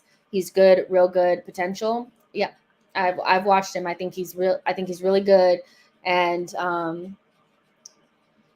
you know, I'm thinking about attainability more than anything, because getting certain players from certain teams will be almost impossible in January, and we need somebody. Leo says, imagine if Rodri has only 1 or 2 games this season for City, they will be nowhere near the top of the table. I'm really glad we brought in Declan Rice, because there was a lot of people that were like, we don't need Declan Rice. We don't need another DM. We need blank. And just look at where we would have been. Like, if we had relied upon Thomas Partey's fitness and not brought on Declan Rice and spent that money somewhere else, you know, maybe we would have spent it on a striker, but we would have been playing with like Jorginho in midfield and Havertz and Odegaard, you know, this season, if we had relied upon Thomas Partey's fitness. So I'm really glad that we did that. And it's also made us better defensively, which is great. Leo says, imagine having a fast car that is always at the mechanic's garage. That's Partey. I would rather have a slower car that is available to drive. Knowing what's happened this season, say everything with Partey is exactly the same, but you could have had Xhaka. Who would you have rather had? The Partey that we've had this season, or Xhaka that's at Bayer Leverkusen? I feel like if we put Xhaka in this team, we would be flying right now, rather than like Partey is actually somebody that's like been less effective for us this season. It's so interesting. I kind of agree with that. I'd rather have somebody that's a little bit slower and more available. Like I've said this before, if the player is 5% less good than Thomas Partey, I'll take that if they're more available. That's more important, you know? So I get what you guys are saying. I totally understand the love for Partey and the fact that he is a unicorn and he is so special, that the idea of having him even for a couple of games is more attractive to some people than having a less good midfielder that's more available. But I think when you take the emotion out of it, you can see why we would probably need to move away from Thomas Partey, whether it's this coming window or the summer window. BB says, we are missing Xhaka badly. Santino says, Jess, wish Lokanga was sold. Lokanga. I forget he was even here. D'Angelo says, for me, I think Arsenal should keep their attack and bring the Fofana guy. Winning Way says, trust me, if Arsenal reach the semis or the finals in the Champions League and we got Real Madrid or City, I'm telling you, I would want Partey in that game with Rice 1,000%. If he was fit, though, like the thing is like everything is like a hypothetical. Like if we were to get to the semifinals, like we need somebody to help us get there. And even if we did get there, do you think Partey would be there? He's missed the run-in almost every single season. That's where he usually is not available, is during the end of the season. So the likelihood of him even being there or even being available to help us get to that place is very unlikely. So again, these are all hypotheticals based on fantasy.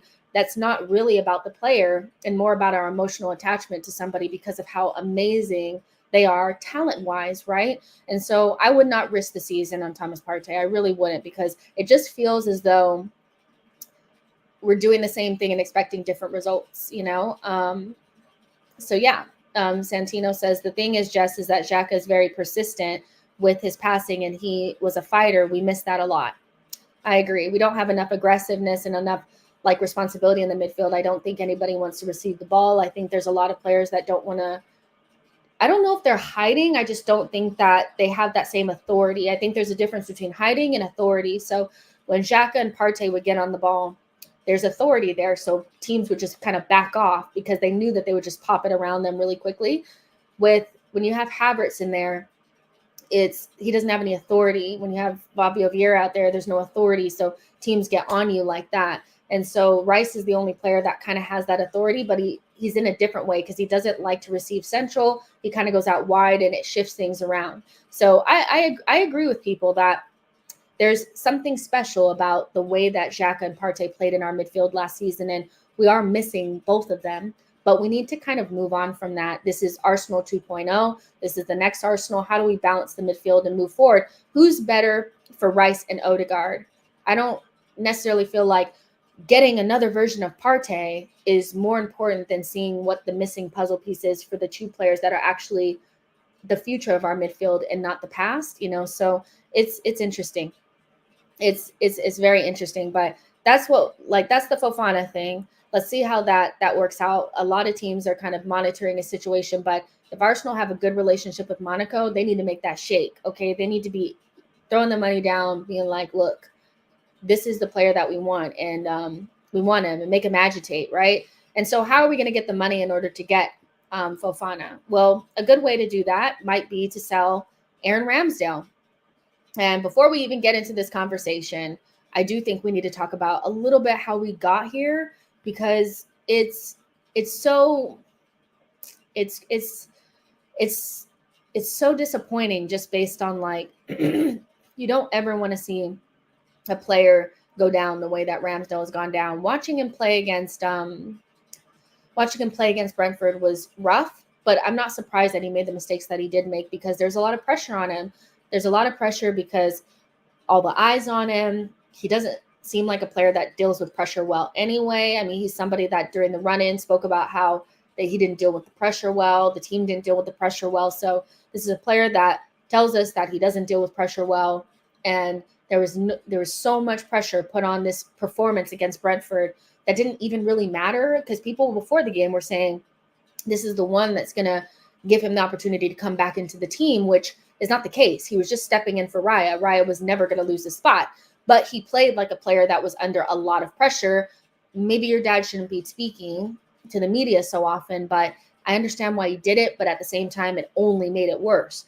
The commentary that I was listening to was desperate for him to make a mistake so that they could reignite this goalkeeper conversation, because it gets them clicks. It is something that they can bitch and moan about. Arsenal are playing too well and they need drama. And so they were waiting for that to happen, and it happened against Brentford. It's really, it was really a tough watch him struggle for those that first half. But Kaya Kenix was saying this. He was at the game. So the first thing that he tweeted was that Aaron Ramsdale made a huge error playing out from goalkeeper. Wissa tackles and lays off to Mbomo, but Rice is there to clear it off the line. Lucky escape. So we all remember that, right? At the next goal kick, Arteta wags his finger furiously to tell Ramsdale not to do the short goalkeeper routine with Gabriel and go long instead. They play short, and Arteta shakes his head in disappointment and anger. So that's an account from Kaya. So I'm not saying I didn't see it, but I would imagine he wouldn't lie, you know. So Arteta tells you to do one thing and you do something different. Why are you doing that? You know, I think this is the main issue with Ramsdale, is that he doesn't do what the manager is asking him to do, and it gets him in trouble. And he also wants to compromise on the way that he plays out from the back, and Arteta doesn't want to compromise. Ramsdale then plays a line-splitting ball through to Trossard when he's next in possession, drawing a big applause from Mikel Arteta. So I remember that, seeing him do that pass, and I was like, good. You know, don't be afraid to continue to play out from the back. Do what the manager is asking you to do. If he wants you to play this line-splitting pass, do that. If he's telling you to play long, do that. Just do what the manager is asking you to do.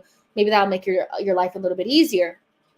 So I think this is just how we got here. I think people have focused on the wrong things this entire time. They focused on how much they love Ramsdale and Raya and the way that it's happened. But ultimately, the reason why Ramsdale lost his position is because he wanted to compromise on the way that he played back there. And Arteta is uncompromising. And I think most managers are that. They want to play their style. And if you don't play their way and you're unwilling to do so, you're gone. Look at Aubameyang. He didn't want to play out left. He wanted to play center. He didn't want to link up. He didn't want to do those things. So his influence on the team wavered, because Lacazette was willing to play that way. You know, he was willing to play like that link up, hard-working kind of striker. So Lacazette was playing more than Aubameyang, and then Aubameyang left, you know. So I do feel like this is all about Arteta being uncompromising in the way he wants to play, the way that he wants to play. Ramsdale being unwilling to do that, and we saw that as happen against Brentford. And it's unfortunate, because for me, it wasn't so much the mistake that he made playing out from the back and the nervousness, because I can understand that. It's Arteta's asking you to do something, just do it, right? So AJ Wood, who does a lot of reporting for, I forget what that area of England is called, but it's basically like the middle. You guys will tell me what it's called. It's where Wolves and Villa and Leicester and all those places are. What is it called? You guys will tell me. But he does reporting on that area of the Premier League, right? And he said that Wolves want to bring in Ramsdale on a loan with an obligation to buy in January. And I thought, that is perfect. That is the perfect scenario. You could not have thought of a better one, right? Wolves want Arsenal's Aaron Ramsdale on a loan with an obligation to buy in January. So that is the perfect scenario. And I'll tell you why. Because it ends the circus. I'm tired of talking about it. And Raya is the number one. And so the faster we move on Ramsdale, the less we have to talk about this. Whether you like Raya or not, he's the number one. And so whatever's going to make him more comfortable and end the circus, that's kind of what we need right now, right?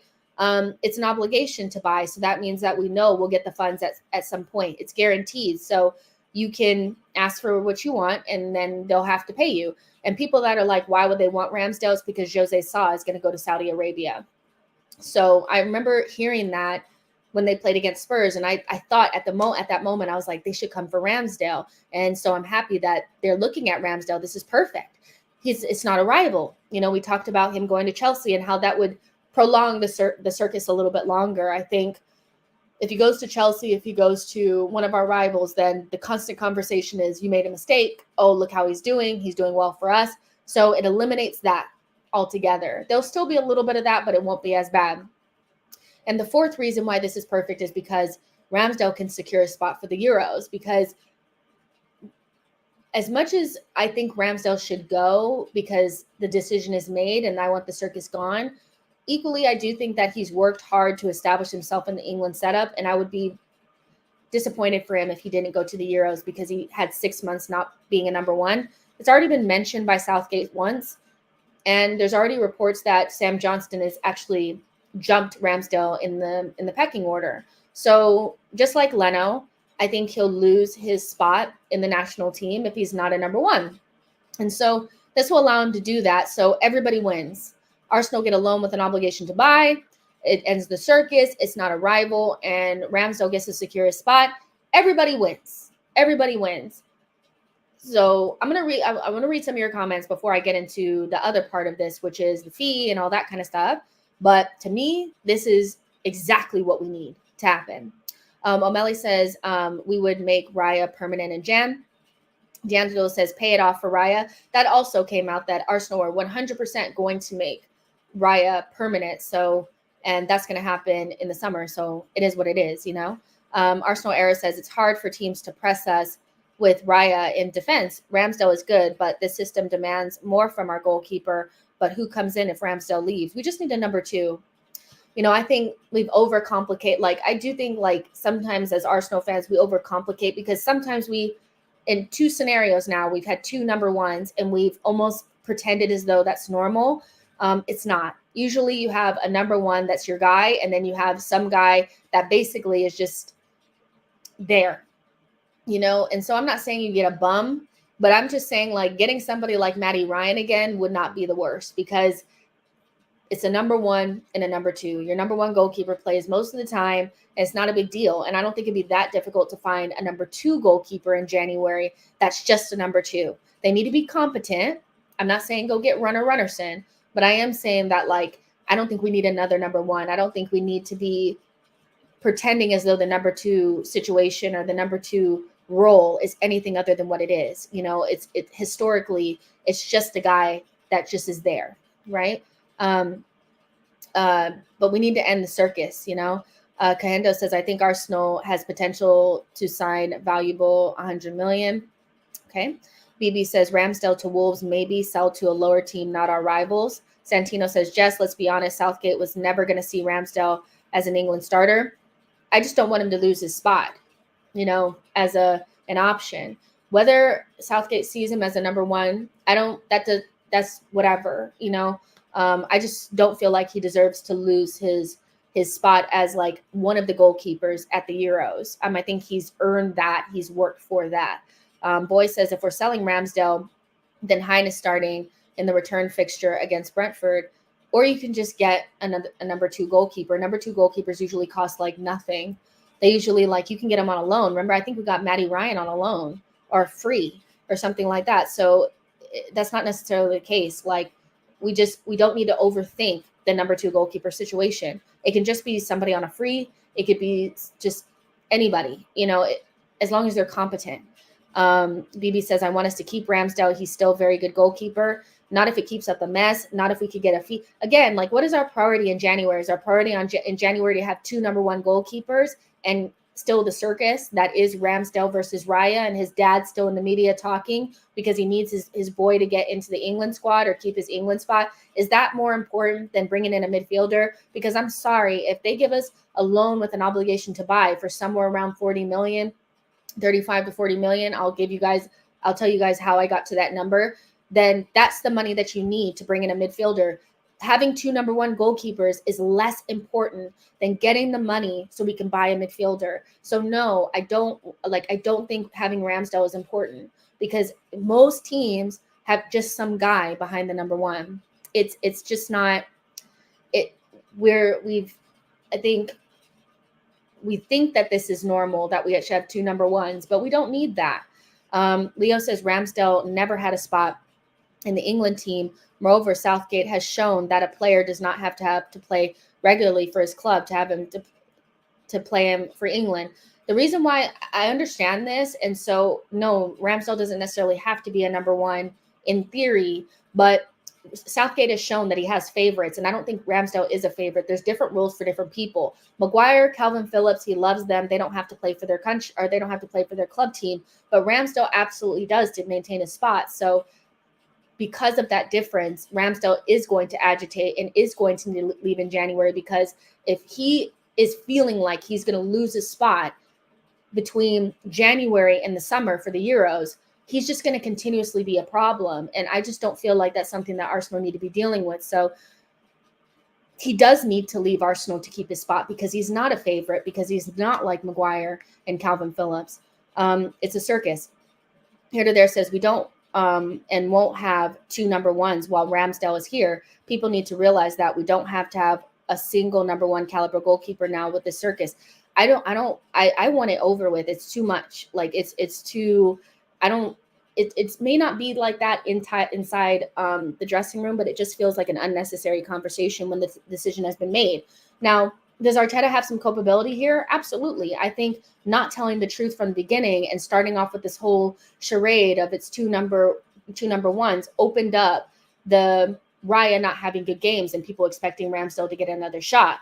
And so that's continued the conversation. I think if Arteta had just said, we want to make a change in goalkeeper and Raya is the number 1, that people would have been mad still, but we would have just known that Ramsdale is not going to play again. Winning Way says, I want to know what Man United are going to do with Greenwood. He has been playing well over in Spain. Couldn't care less. Charlie says Vlahovic over Osimhen and bring Fofana. Osimhen has shoulder, a meniscus, and a hamstring that all bother him. Give me Dusan Vlahovic. Leo says Southgate will pick Pickford for every game in the Euros. He will pick him, but again, he still wants to be in the squad, you guys. I think you guys are like misconstruing what I'm saying. I'm not saying that Ramsdale needs to be a number 1 so that he can be number 1 for England. I'm saying just to be in the squad, and there's always 3 goalkeepers. So what Pickford playing is irrelevant. Ramsdale does not have the same rope that Calvin Phillips and Maguire has. So he's probably already been told he needs to be a number 1 somewhere, period. So anyways, but so let me tell you how I got to that number, because the fee is really important. I was a little irritated yesterday that when I mentioned selling Ramsdale, people said that we need to be just selling him for any old thing. I'll tell you why he should not be sold for peanuts, is because he's an England international and potentially the future England number 1. You guys are telling me he never will be, but he could, right? 2 seasons of Premier League experience. We bought him for 25 million. So that's already we have boosted his profile. So Arsenal getting less than what they paid for him, or what they paid for him, is a joke, because he was largely considered a relegation level goalkeeper. And now he's playing, or was playing, for a Champions League level side, right? So I think that Ramsdale's value has went up since he's been at Arsenal just by wearing our shirt. So there's no reason to sell him for peanuts. He's young. He'll still have good sell-on value. And the comps are Onana for 47 million to Man United, and Sanchez for 25 million to Chelsea. So he should fall somewhere in between there. Sanchez, no real Champions League experience, probably not. He's not the best goalkeeper in the world. Onana has Champions League experience, but maybe he's better than Ramsdale, or like his profile is better than Ramsdale. So I think it should be somewhere between 35 and 40 million that we should be getting an obligation from Wolves if they're going to buy him. I don't think that accepting anything less than that makes any sense. I get that he wants to leave in January, but it's not because he's not a good goalkeeper. It's because of our style, and we want to play a different way, right? And so 35 to 40 million for me is the fee. It should be the fee. If we're selling him for 30 million or 25 or 20, we've effed up massively. There's no reason why Arsenal should not be able to extract good fees for our players. I watched Cole Palmer, who had 14 appearances in the Premier League, go for 45 million this past summer. He wasn't even a full England international. So for Ramsdale to go for peanuts, and peanuts for me is 25 million, like what we spent on him, is a travesty. Make Wolves, you should be able to market to them that all those things that I put out there. Put me in the negotiating room. I'll give them a good reason why they should be buying him for 35 to 40 million. Because you can sell him for more, or you're going to get at least what you paid for him. Future England #1, really good goalkeeper with good experience. If you're going to get battered, he's probably the best goalkeeper that you could buy because he's really good back against the wall. Good playing with out from the back. Not the best, but he can. And he's young. There's so many reasons why they should buy him for 35 to 40 million. So for me, like anything less than that is a travesty. And at this stage, I'm really tired of Arsenal not being able to extract value for their players. I think we like to accept that, like, oh, well, there's this circumstance and this circumstance, but like, really, we're just bad at selling. So Arsenal need to get with it. 35 to 40 million, we can start talking 100%. Like, there's just 35, 40 million is what it is for me. So, and again, obligation to buy in the summer. So you don't have to do it in the January window. You can do it in the summer. You just got 40 million for Mateus Nunes or whatever. You're going to get money from Saudi for Jose Sa. You got some cash. Hand it over. Arsenal era says, I don't see us getting a forward in January, a midfielder or defender for Ramsdale, Jess. Remember, Arsenal doesn't really sell well. Leo says 35 to 40 million is reasonable, but I can't see any club paying more. We don't have to get more than that. Like I think yesterday I said 50 million. I was over on that once I looked at the comps and all that. 35, 40 million for a player that we bought for 25 million, who is now a Champions League level goalkeeper. Yeah, 35 to 40 million is probably what I think is probably best. Jean Kelly is saying, I think Bayern are interested. We can sell him for 50. Amina says 40 million. Lucas says City sold academy goalkeeper for 15 to 20 million. Exactly. Let's keep it real. Like, I think we accept a lot of, oh, well, we just, it's this player because of blah. Other teams are able to extract value. Arsenal need to figure out a way to do it as well. Here to There says, great points, Jess, but our situation to get him out is more dire. And yes, we have messed up the situation up. Hugo says, didn't we sign him for 30? I think it was 25 plus 5. I looked, some reports said 30, some said 25, but I do think the base fee was 25.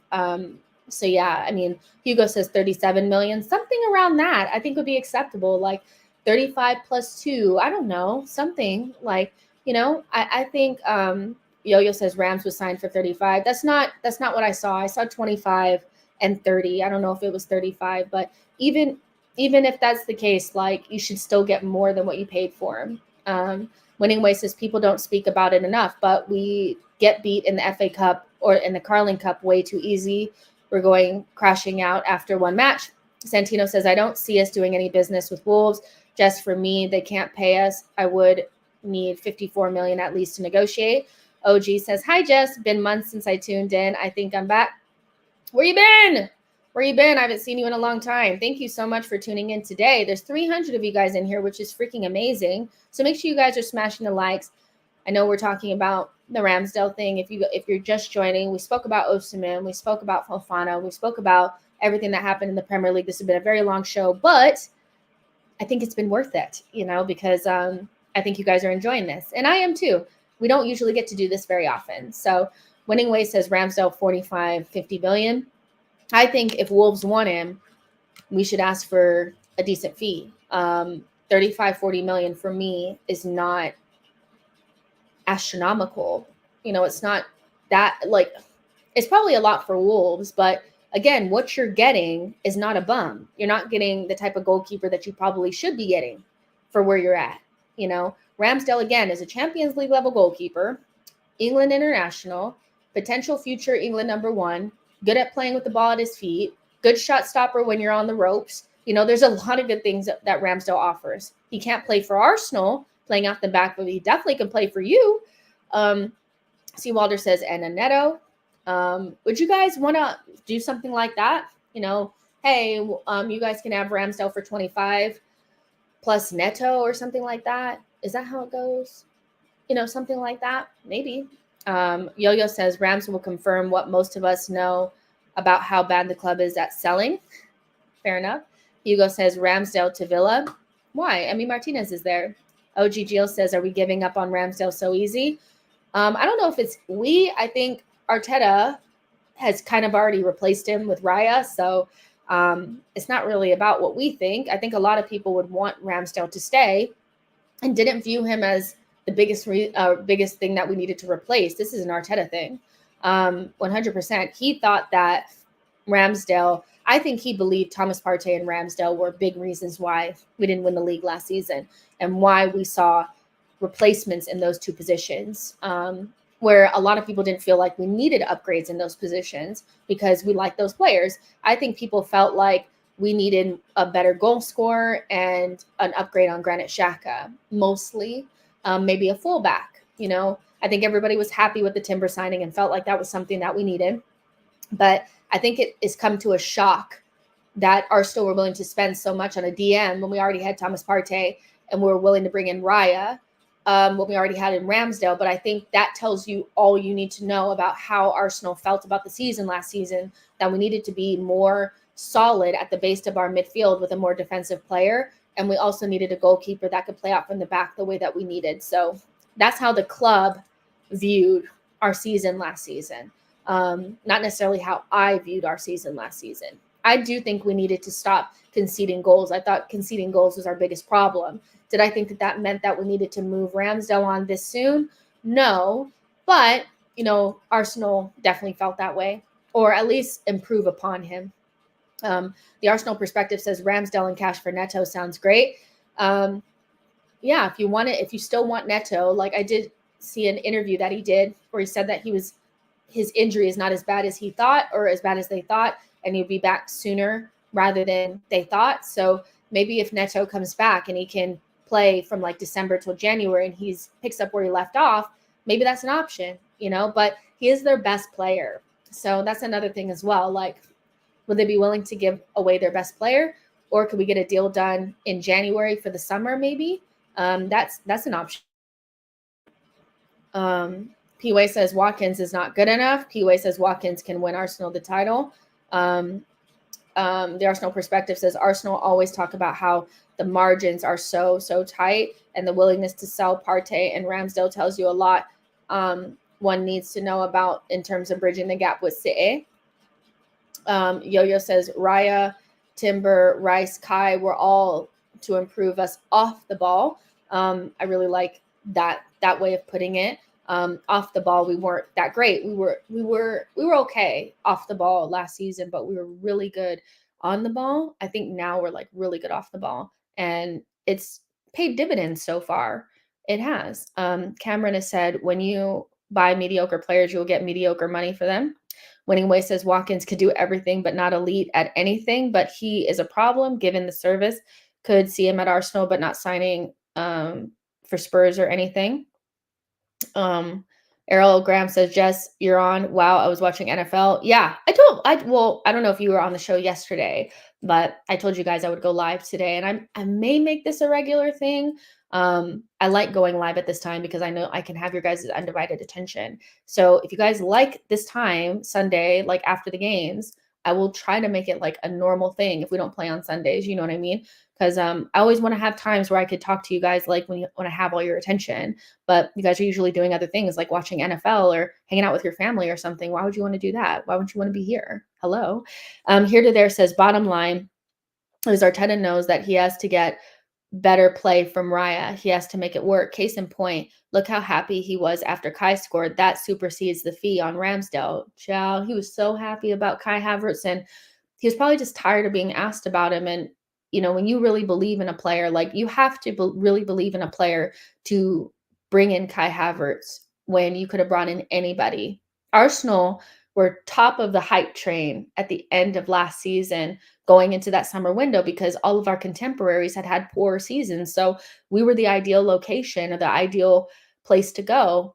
And we chose to bring in somebody that had 3 years at Chelsea, poor years that cost 65 million, that doesn't necessarily fit the profile of the left center mid that we thought we needed, that a lot of us still feel like we need. And so Arteta's was under a lot of pressure for a lot of the big decisions he made. Raya, Kai, Partey, no striker, all those things were huge decisions, right? Keeping Eddie, major decisions that he made. So I think he needs to cross one off the list. Something has to start working. Raya needs to start putting in consistent performances without mistakes. Kai Havertz needs to start scoring goals and getting assists and playing confidently no matter where he plays.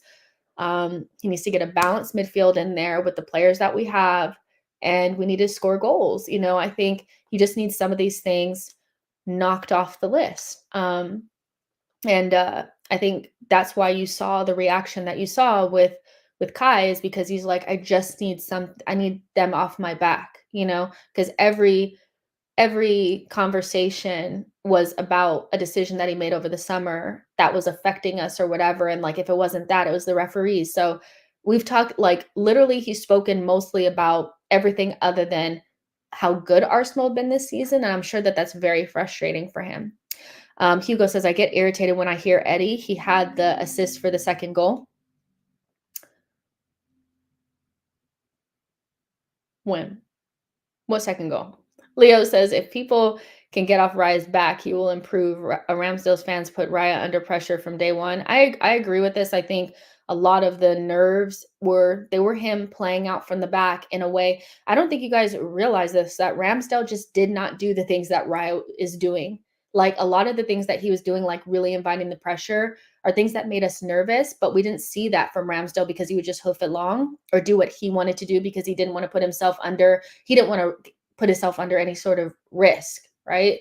And so when Raya's doing it and he's getting the fans getting all nervous and he's just doing what the manager's asking him to do and he's making mistakes doing it, it's just all like this big cocktail of craziness, really. And so I just think Raya will calm down quite a bit when he gets to the Emirates and he gets the same kind of love that Saliba got when he headed the ball in the back of his own net. He'll feel a lot better when he gets the same backing that all of the rest of our players get. And it's not this constant, like, we hate you because you're not Ramsdale, because I do think that some of the fans just did not want Raya to work and were waiting for him to make one mistake to jump on his back. He didn't cover himself in glory in some of those circumstances, but I think some of the things that people were saying he was doing were overblown. Like, he was massacred for the Julian Alvarez, almost like the ball almost bouncing into the back of our net when he blocked it, but they totally disregarded the whole rest of the half and the second half where he was instrumental in us getting the goals that are the goal and winning the game. People didn't give him any credit for that because of the first 20 or like 15, 20 minutes. No credit at all. But yesterday, when Ramsdale had 2 mistakes in the first half and then cleaned it up in the second, people were like, but he was much better in the second half. I'm like, where was that energy for Raya?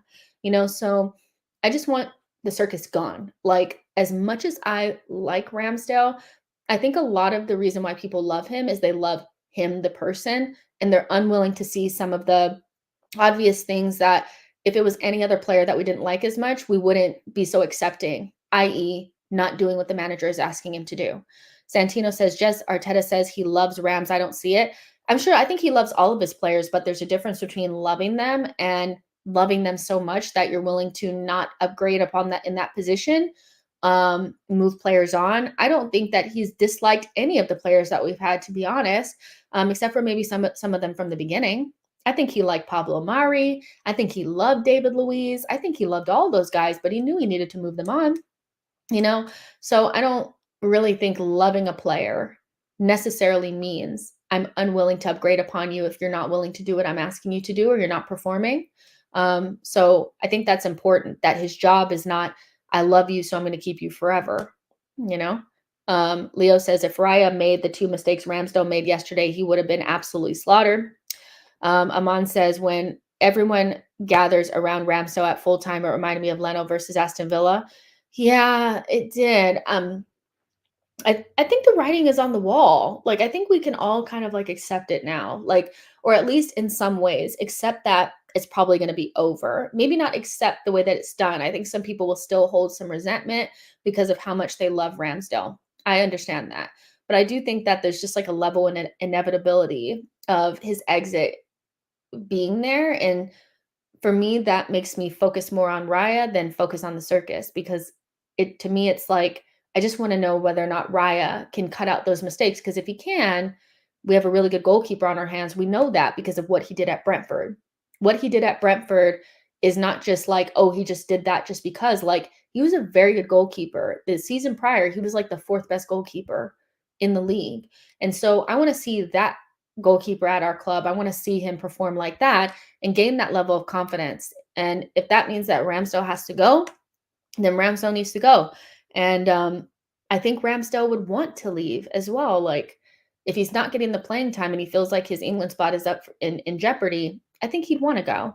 Boy says, after people were happy with Martinez getting sold, I don't get why the issue is with Ramsdale now. Martinez got us a cup. Leno does not win that cup if he doesn't get injured. I think we know the reason why, Ramsdale is. I think our attachment to this team is going to be a lot different than maybe the team that we had prior that won the FA Cup. Like, if you look at the team that we had in the FA Cup, most of those players, bar Tierney, I don't think we had that big of a attachment to as a fan base. This team here, Saka, Martinelli, these guys, if any of those players leave, it's always going to be a something, right? Because these players got, like, there's a lot of Arsenal fans that have never seen a team this good before. So they're attached to this team and they're so likable. So I think that's just a part of it as well, is that people are just attached to Ramsdale in that way. And so they're not really getting it that, like, these players are going to need to be upgraded upon, right? It's the same thing with Emil. So it's a tough one. It really is. Like, I get it, but we need to keep it all the way at 100.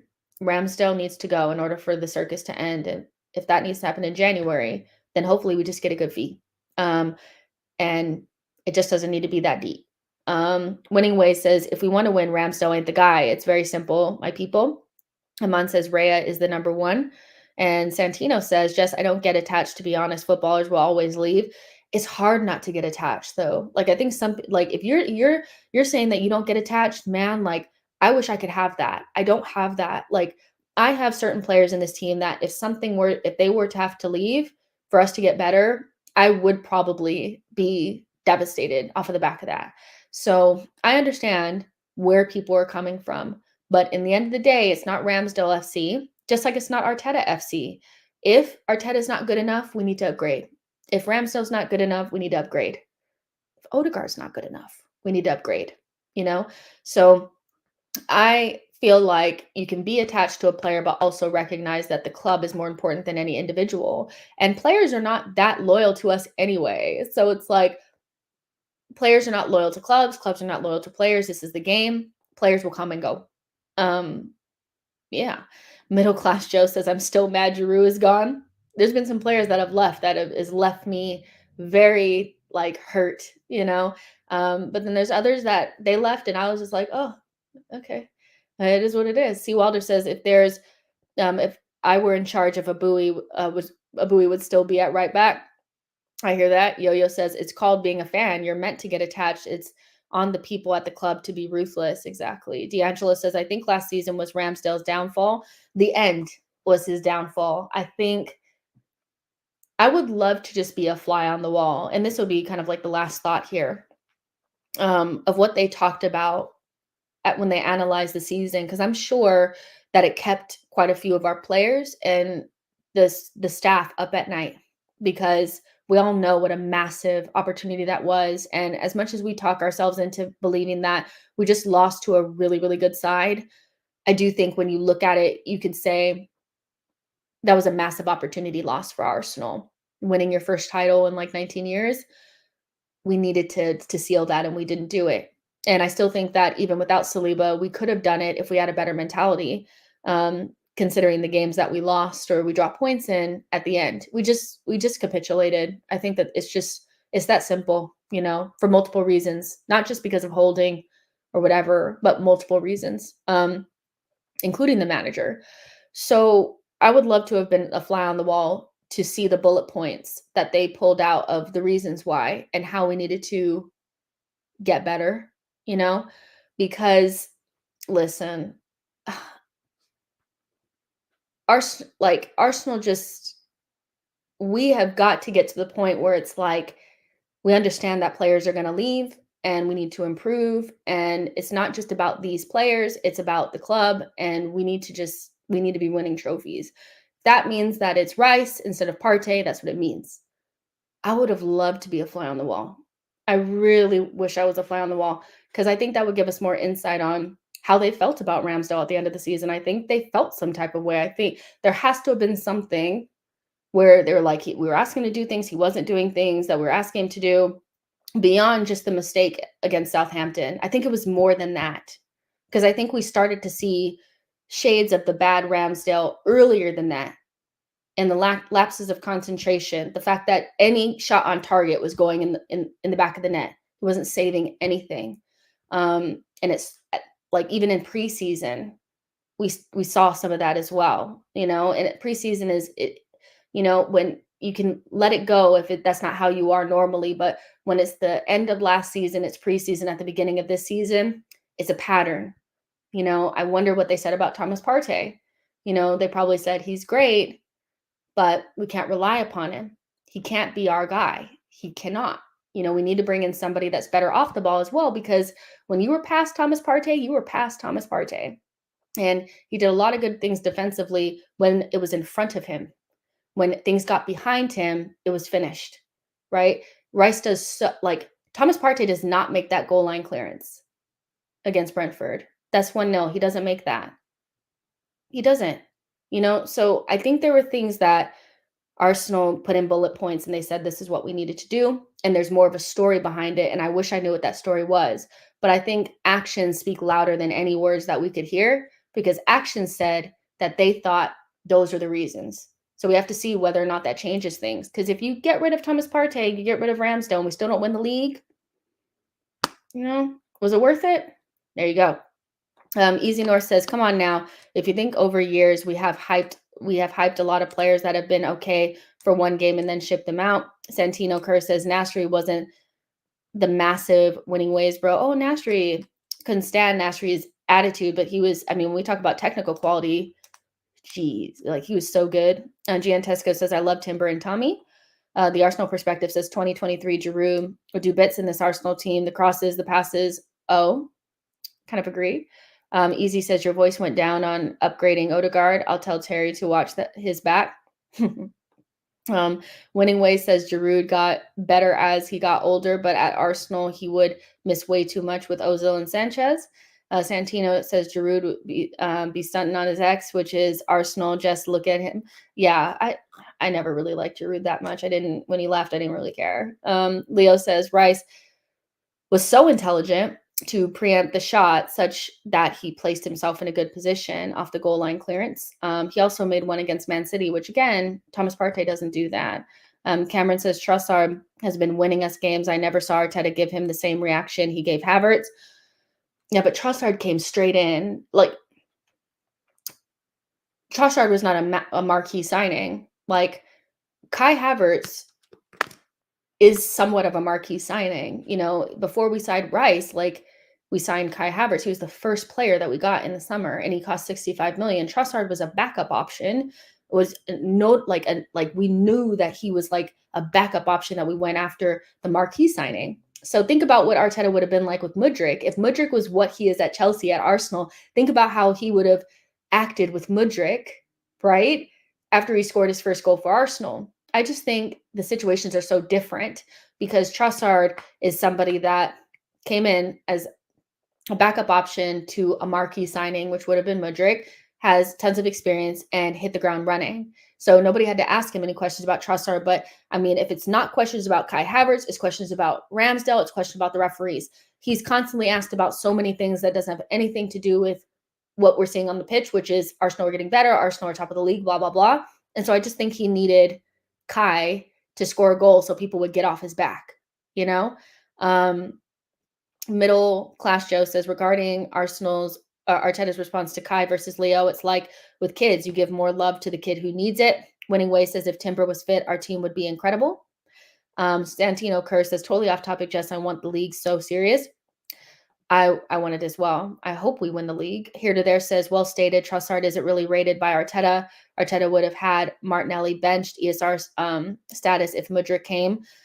Can you imagine that alternate universe if we would have gotten some of the players that we missed out on? Like what life would have been like with Vlahovic, what life would have been like with Awar, what if we didn't have Thomas Partey and we had Awar? What if we didn't have Jesus and we had Vlahovic? And what if we didn't have Trossi and we had Mudryk? Like some of the bigger players that we missed out on. My goodness, I think this team would look totally different. I don't know if it'd be better, but it would definitely look different. Ronnie Ron says Trossard living his life with the upcoming Arsenal legends. P-Way says at least Arteta is clever with the Havertz signing. Winning Way says, where does Zinni play when Timber is fit because Tommy is backup? On the right, on the left? Not Zinni, but I still feel like people feel like the plan was always to play Timber on the left. I don't necessarily think that that's the case. Like Timber came straight in. The first time that he played for Arsenal was on the right against Manchester United, I think. So I actually think Timber was brought in to play on the right like he normally does for the Netherlands, like how he normally did for Ajax, right center back in a 3. I think he was going to invert from the right. I think that was what we were trying to do or what we were going to do, but you have to figure out who's going to be next to. So if Timber inverts from the right, you have to figure out a way to keep Saliba as the center back, right? So the only way to keep Saliba as the center back is like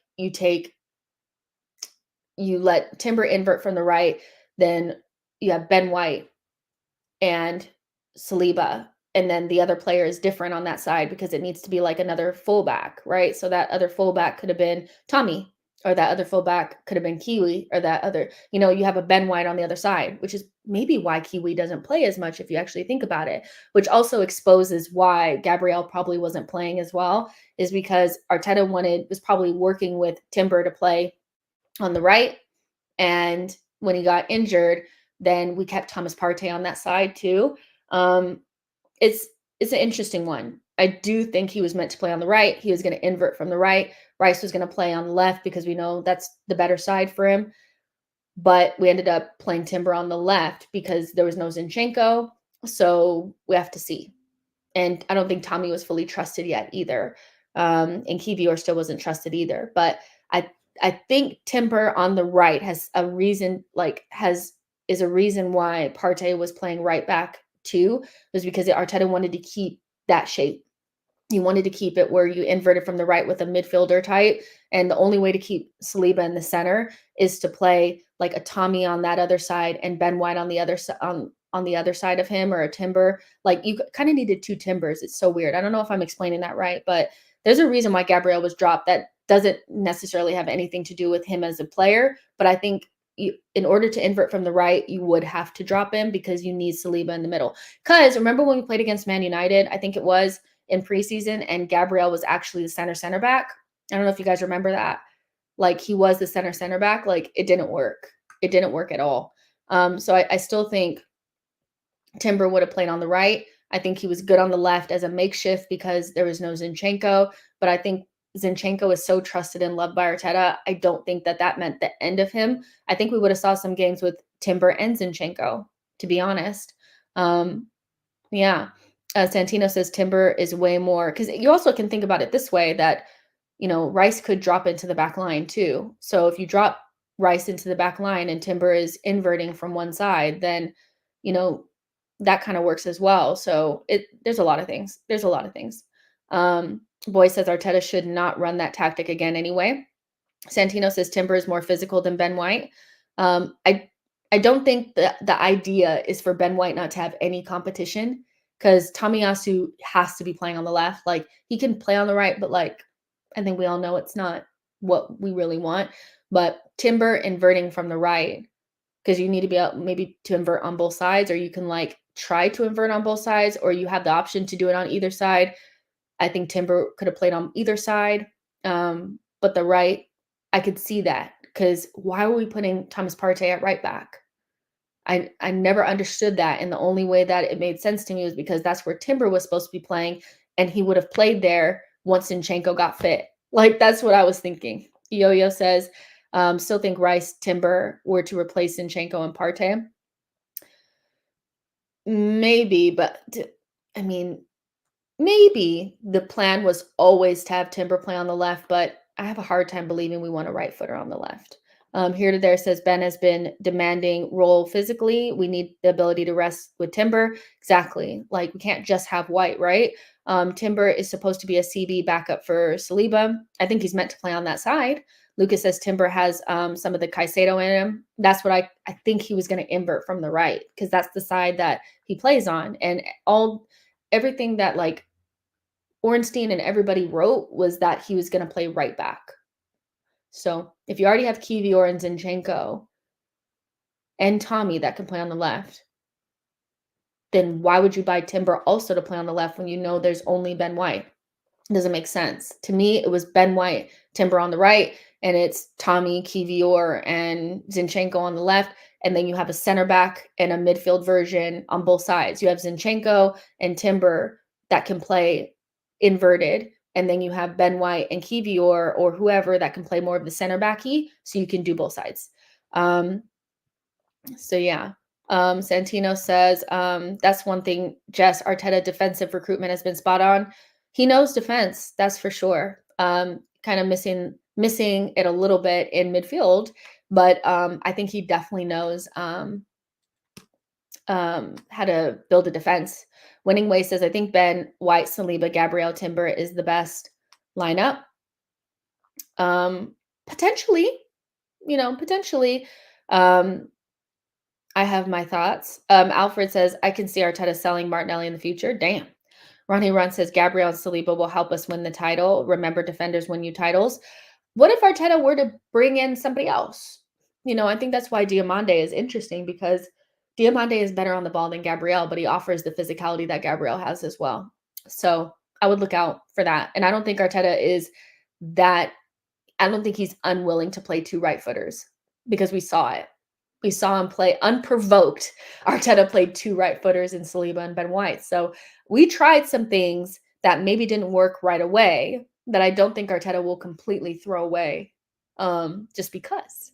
Schizo says, Saka without an overlapping fullback might be good for the future. Maybe he'll be more unpredictable, I reckon. Do you guys not remember when we played against Man United in preseason? Timber was on the right. That was the first thing that we did. I feel like the first thing that you do is what you wanted to do. So Kai Havertz was meant to come in to play left center mid. Maybe it hasn't worked out the way that Arteta wanted it to, but I think that's why he was brought in. Rice originally started at the number 6. I'm pretty sure that that's what they wanted to do. Timber came in and played on the right first. I think that's what we were meant to do. I think that's what they wanted. I think what you do first is what you want to do, and then you modify things when you're like, okay, this doesn't work. We don't have Zinchenko here. Not sure about this. Like, you know what I mean? Boy says it's when Arteta plays two left footers at center back, you got to be careful. Giantesco says Gabriel is so good, though. Replacing him would be a waste of resources. I don't agree. It's not about replacing him. It's about adding somebody else into the fold that helps and competes with him. But also, if Gabriel, the thing is, like, when you say Gabriel is so good, and he's going to help us win the title and stuff like that. What happens if he's not there? So you need somebody else that can compete with them, but also step up into that position. The thing that makes Saliba and Gabriel so special is not just the fact that like they're good on the ball, it's their athleticism and their physicality. We have two 6'3", 6'4" monsters back there that are fast, physical, athletic, good 1v1 defenders. So there's not really anybody else in the team that offers that, because Kivior, to me, has a body style more similar to Ben White. So I don't necessarily see him as like a natural Gabriel replacement. I actually think that eventually he'll end up playing the Ben White role on the other side when he gets comfortable in that position. I actually think that's the position that he'll end up playing. So then you need another center back to do the Gabriel Saliba stuff. That's where Diamande comes in. So yeah, Santino says Kivior needs to test Gabriel for the future needed. Piwe says Timber is a center back. And so what does that mean though? Like we play all center backs across the back line a lot. You know, Tommy and Ben White are both center backs as well. Then Timber's also a center back, but they play as fullbacks for Arsenal. So I don't think the plan was ever for Timber, somebody who's like 5'10", to be the backup to Saliba, who's 6'4". You need somebody more analogous to Gabriel and Saliba back there, so we don't lose our ability to play our high line and to win those 1v1 battles. You know, Salvatore says Diamande is so just you are delusional. Delusional about what? Boy says Timber can play anywhere we need him to. Very high level. He will not just play one position. Skizzo says City have a lot of center backs. We shouldn't always be surprised when we are linked with another defender. We need each and every inch possible. Extra point we can get. Yeah, I get what you're saying. Santino says Arteta loves a flexible back four. Jess, I love it. Ronnie says we don't need defenders. We need men in attacking. Eventually, we would need another defender, a center back, I think. Cool Hand Luke says Timber only played one league game. How do you know he's going to replace anyone? I don't know. We're just speculating. Lay says, "Wow, Jess is out here grinding 2+ hours." We're going now. We're going now. It was supposed to end with the Ramsdale thing, but we got onto something else. But we don't really get to do this often. But the way that this went, I think you guys really enjoyed it. So I'll try to figure out how we can add this in as another bit of content on like Sundays around this time, to do a live to kind of recap everything that happened. It's not the player ratings, but it recaps everything that happened in the league. And then maybe if we play on Sundays, I'll do it Monday night, you know, so you guys seem to really like it. And some of you guys in the channel was like, yeah, I really like this. So we're definitely going to do this again, but I am going to go because I need to edit and do some other things. But make sure you guys like this video and subscribe to the channel on your way out. Let me know what you guys think. Get in the comments. Also, it helps you guys. Even if you just say, I love the show, that also helps the channel grow. I don't know if you guys know that. So comment afterwards if you guys can. But you guys are absolutely amazing as usual. This was so much fun. And tomorrow, Patreon pod for sure. And then I may release something in the morning, but I have to see. My schedule's a little wonky tomorrow, so we'll see. But I will see you guys tomorrow at some point. Bye, y'all.